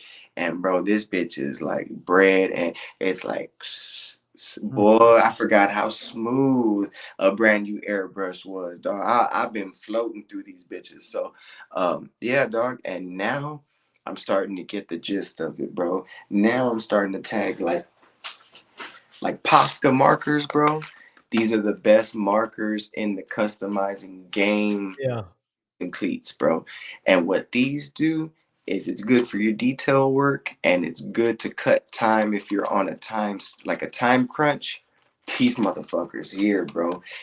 It's just like when you're in elementary and they teach you how to color inside the lines, bro. All you do is your outlining. Once you do your outlining, Inside that bit. Yep. like I said, bro, a lot of the shit that I do, bro, it's fast now because it's not about. Those are fire. Thank you. These are like a Kobe inspired baseball cleats. See the Mamba logo right there. Those hoes hard, bro. You know, Oh yeah. thick skin on the back. You know what I'm saying? And it's just something quick, some Grinch Mamba inspired. And this is another thing why I stand behind my product, because I could do this. And ain't nothing gonna happen, bro. Ain't no peeling. Ain't no No fucking. cracking. Oh, Yeah. bro, what? That's what I was just gonna ask you a minute ago. Was if that paint is like specialized Yeah. for that type of Yeah. reason? Yes, it is. And Yeah. and Creon will tell you, but Yep. what makes it better is it's all about your prep and your post work. Yep. Your Mm. prep, your prep work Is is the there main thing. Yeah. It's everything, bro. It's it's everything. That's if what you're using to get the paint to actually stick to the shoe Yeah. type shit. Hell yeah. absolutely. And that's why when you acetone it, when you acetone it, bro, you're taking off the factory clear coat finish that they Yeah. put on their shoes in the factory. You're ripping that off. Then you're making the fibers exposed to being able to create friction. So Yeah. when you go with the sander and you start sanding everything down, you're breaking up the particles. Now, when you paint something, it's going to kind of feel like it's like paper almost, and it's going to stick to it, Oh, opposed watch to this. plastic, you know? And then when you start doing that, by the time you know it, bro, you're already in a whole nother zone, bro. And that's why I say, dog, a lot of people don't really realize, bro, that excuse me, I'm just getting me a little beverage. Um, they don't realize, bro, that people think that you, and these are the people that don't know what it's like to customize. They think that you could Yeah. just go and just paint a shoe, and that's why they think that they can only give you that they're only opposed to giving you so much money. Nah, Yeah. man. If you know what I really got to do to make your shit look like this, then you would be coming at me differently with a price. But there's also people that just don't care either. And Yeah. this is the way I look at it when it comes to shit like that. I look at it like this. I say, if I'm telling you I charge this much and you're giving me shit about how much I charge, then how come you have no problem with paying money for football equipment or to travel for your kid to play or hotels or the shit you order on Amazon or these standy fucking cups that these people go and stand in line for and all this shit? Like, Fact. by doing all that, bro, you're basically telling me, fuck me and my business because you got no problem paying them what they're asking for up front. And here's another thing. You can't go to the grocery store, you can't go to HEB, Walmart, none of that shit and be like, hey, well, here's my grocery cart. Oh, it's 200. Well, can I give you 100 now and the other 100 when I go and make sure my shit fits in the fridge and in the pantries? Can't do that, bro. You got to pay for it all up front. So what is my business any different from that? Yeah, So yeah. when I look at it like that, bro, it's easier for me to say, fuck no, I'm not doing it. I don't care. Facts. I don't care if you look at me fucked up. I don't care Facts. at me like this, that, and the third. And that's just how I look at it, bro. And yeah, bro. Oh, shout out to Mike Tyson. I got that Mike Tyson. Um, so, I just look at it like, man, bro, I'm not even worried about what anybody says anymore. I'm more worried about myself and what I got going for my family. And at the end of the day, dog, like if people don't want to believe in what I'm doing or believe that that I stand by my product and that they should pay, then you should probably go elsewhere to look for something. And that's Facts, facts. so I'm grateful now. I'm in a good position now with what I do. I'm getting to create for these pro players, and by doing these, so I did 11 pairs in 72 hours, but it was for 10 players. The first player I did a pair for loved his pair so much he backdoored it with another one the next day. He came at me the next day. He's like, "Look, I need another pair. I want to wear it on Sunday." And I'm like, "Cool, let's do it." So he got one baby blue pair. He's from Venezuela. So the Venezuela color flag is red, blue, and yellow. The bottom of his cleats were red, blue, and yellow on the sole, bro. They were beautiful, dog. So he's like, these are all baby blue. I want a pair all red now with the different Venezuela like logo and my name and a different bear because they call him Oso, which is Spanish for bear. Yeah. So I did another pair for him, but I did 11 pairs in 72 hours and it blew, bro. It blew through the roof. Now all these players, That boy was humping, dog. Y'all don't understand. have homeboys that play too, and not just in the major leagues. They play everywhere. Tokyo, Venezuela, Mexico, and these are professional baseball players. They're just not playing America. in America. Yeah. They're playing for the majors in Professionally in Japan and shit like that. bro. I got now 17 pro players from around the world, not counting the Ooh. here. 17 that need cleats. And now I got Rodriguez from the Seattle Mariners. I got two players from the Los Angeles Dodgers that just got bumped up. So two of them are pitchers. they're in the starting rotation, but they're not household names yet because they're only like 22, 23 years old. And then I got one from the Boston Red Sox who just came from Ecuador, who like he's like 19 years old, bro. And yeah, dog. So like I got all these players now that if it wasn't for these guys who gave me the opportunity to do their cleats, bro, and then put me on their stories and tag me on Instagram and really show me genuine love, bro. I think the reason why they did that is because they felt how genuine I was when it came to doing their cleats. They're like, this is a real person. This is a dude who, he's obviously going to do these cleats for us. He's not overcharging us. What's the least we could do? Let's post it on our story. Let's show him love. Let's give him tickets for him and his wife and his son to come see us play. Let's Yeah. invite him back to the clubhouse, like to the locker room. Bro, I'm down. I'm the only one fucking down there. The game starts at 7. I'm down there at 2, 3 o'clock eating a buffet with them while they're taking practice hits in the batting cage. And the players that I did cleats for are coming up to me like, yo, bro, what? Now, a lot of them speak Spanish, but because I could speak fluent Spanish, it was easy for me. But bro, I mean, I just chop it. And then I got to do one player named Brenner Cox he's from Houston, bro. And he's about to get bumped up to the majors anytime. He's a top prospect right now. And yeah, bro, he was like, bro, I need a Houston theme. Throw the old school Oiler logo on there. Can you throw the Houston skyline? Shit, dog, just freak them out, Houston style, bro. All red with baby blue and white trim. Say less. I went and he was like, oh my God, bro, these are fucking fire. Hey, I had like a few of his homeboys that are playing college ball right now. Like, hey, I need a pair. Like, I need a pair right now. So, I mean, a lot of these people just basically put me in a position to win, dog. And then I had a meeting with the Nats organization and, told them what I believe in myself, what I believe I could do for their organization and for their players. I want to be like a household name where they could basically come like a one-stop shop and get all their stuff from me exclusively. And because I live in the area, and it was a no-brainer, bro. They were like, "Let's do it. Let's do it. Welcome to the welcome. Let's get your foot in the door." And I got like 3 more players. They're on the road playing right now, but they're gonna come back this like Monday or Tuesday. And when they come back, I got to link up with 3 players and do their custom cleats for For their sure. next For for their. sure. So I'll be there at the next 3 games before I fly out on the 19th or the 20th. Hell yeah. Shit. Let's get ready to wrap it up for everybody that He want to wrapping know it where to up get right some now. uh Stupid. custom cleats from. Where can they get a hold of you at? And this ain't even for me. This is for my girl. Yeah, this ain't even for me. This is for my girl. So basically, if anybody needs any custom cleats, y'all can call me direct at 361-585-6279. You can email me at benstangincustoms@gmail.com. Hit me up on any of my social media platforms. I'm always answering. I get a lot of my orders through there anyway.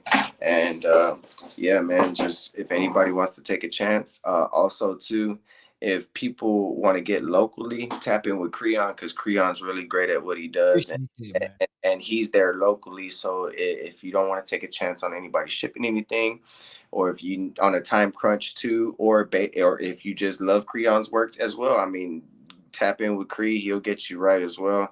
Either way, somebody gonna get you right, and it's all in the same family, so you can't go wrong either way. Fact, Oh yeah. Hell So fact. yes.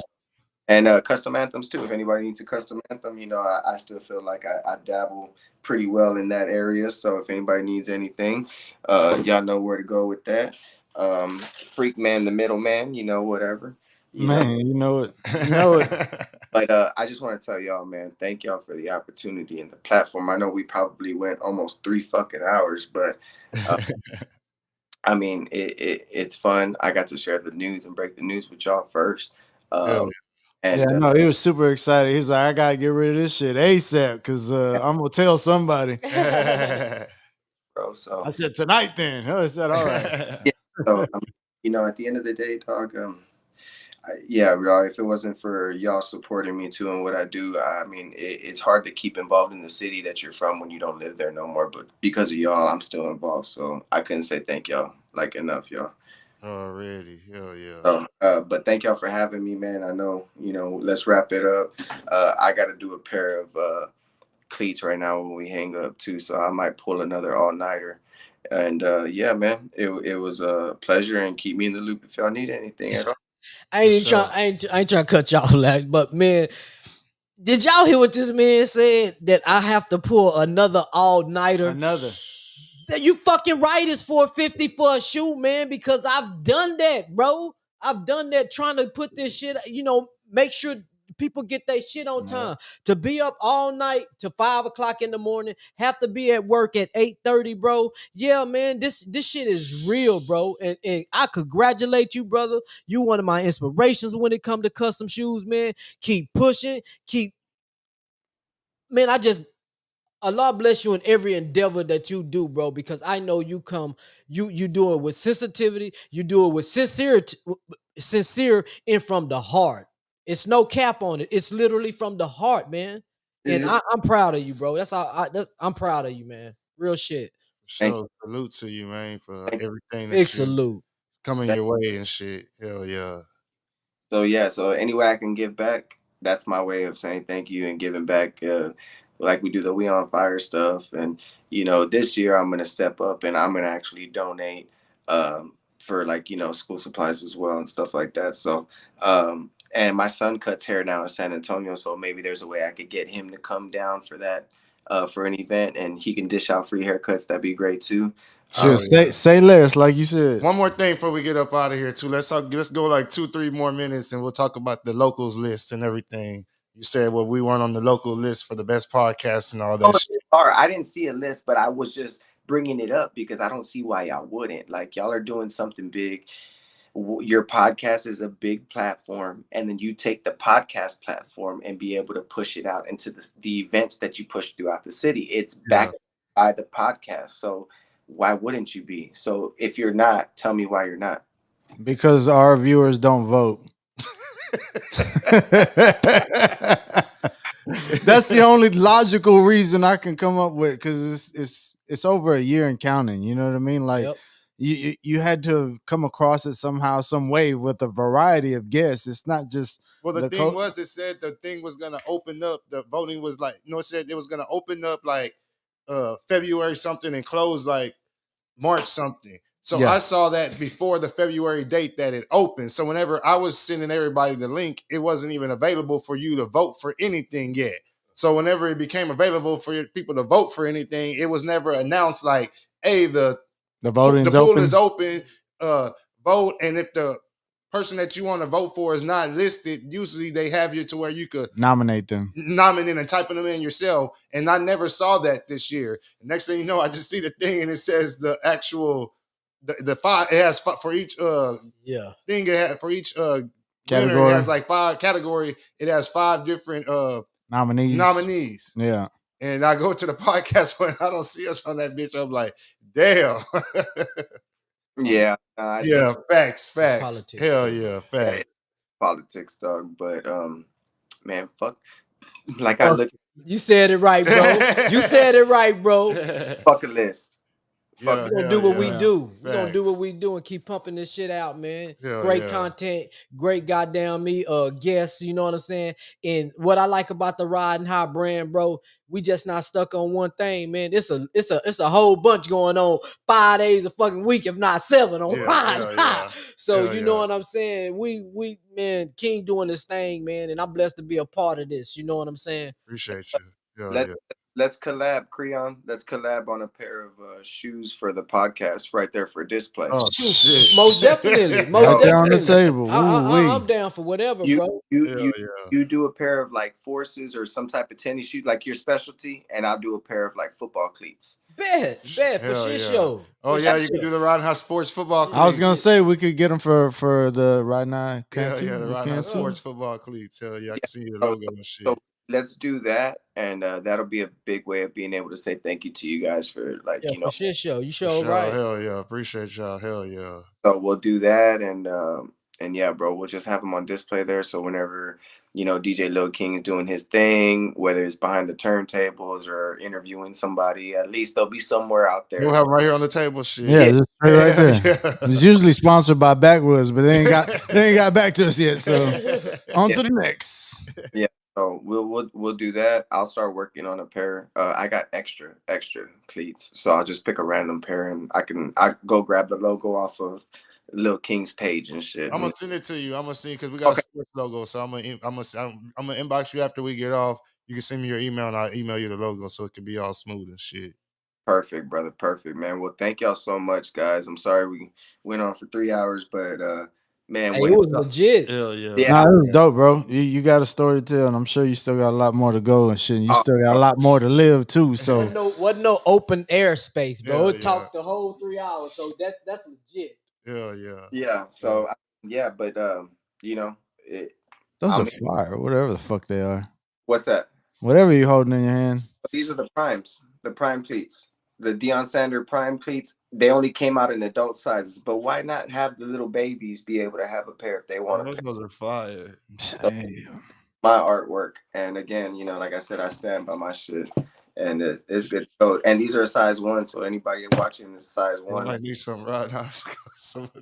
Yeah. It's hard, bro. You gotta start saying I stand on or in my shit. Them hoes look like the real motherfucking things. Like they Nah, that boy cold, man. Shit, He them hoes look like they cold, can't bro. Straight out the Ain't factory nobody- like that, right? That boy ain't Hell fucking with yeah. B, man. They not fucking with the bro, man.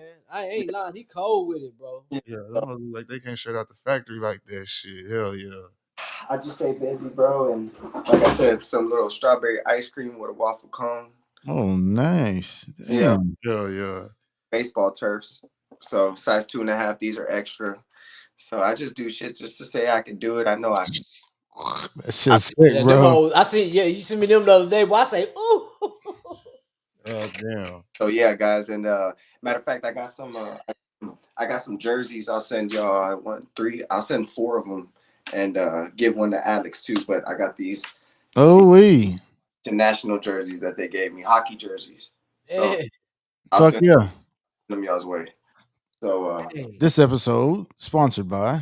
Oh right, shit. but yeah, man. Thanks to everybody, and Oh, that's hard. Hell yeah. yeah, it's tight. It's tight, dog. It's cool to be somewhere different, man. There's more out there to the world, dog. If nobody has a mindset of getting out of corpus, just to see what the world has to offer, bro. Yeah. There's out there, dog. I recommend everybody to travel at least once in their life and just see what the world has to offer. And I'm blessed. I hope everybody else gets blessed and continues to stay healthy and stay out of trouble and just stay above ground.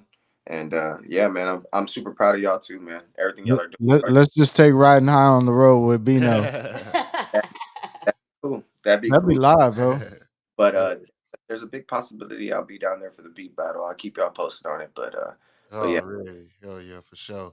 Well, hey man, it's your boy DJ Lil King, riding high with DJ Lil King. Appreciate the co-host today, Daddy Cree, Freak Man back there, you know what I'm saying? Appreciate the guest today, all the way in, where you at, Virginia? Virginia, Northern Virginia, up in the mountains, baby. All the way up Virginia, man. Joining us tonight, that boy Bino, Ben Stangin Customs. Y'all make sure y'all hit him up in the inbox. Y'all want some custom kicks. And all y'all on Facebook, I'm going to tag him in the comments. All y'all that's on YouTube, I'm going to post the email in the comments and all the social media info so you can get a hold of him. Hey, man, appreciate all y'all tuned in. DJ Lil King, Daddy Cree, Freak Man, Bino, Ben Stangin Customs, Riding High Podcast, Riding High with DJ Lil King. Y'all make sure you like, follow, subscribe, all that good shit. We out this bitch, man. Hey.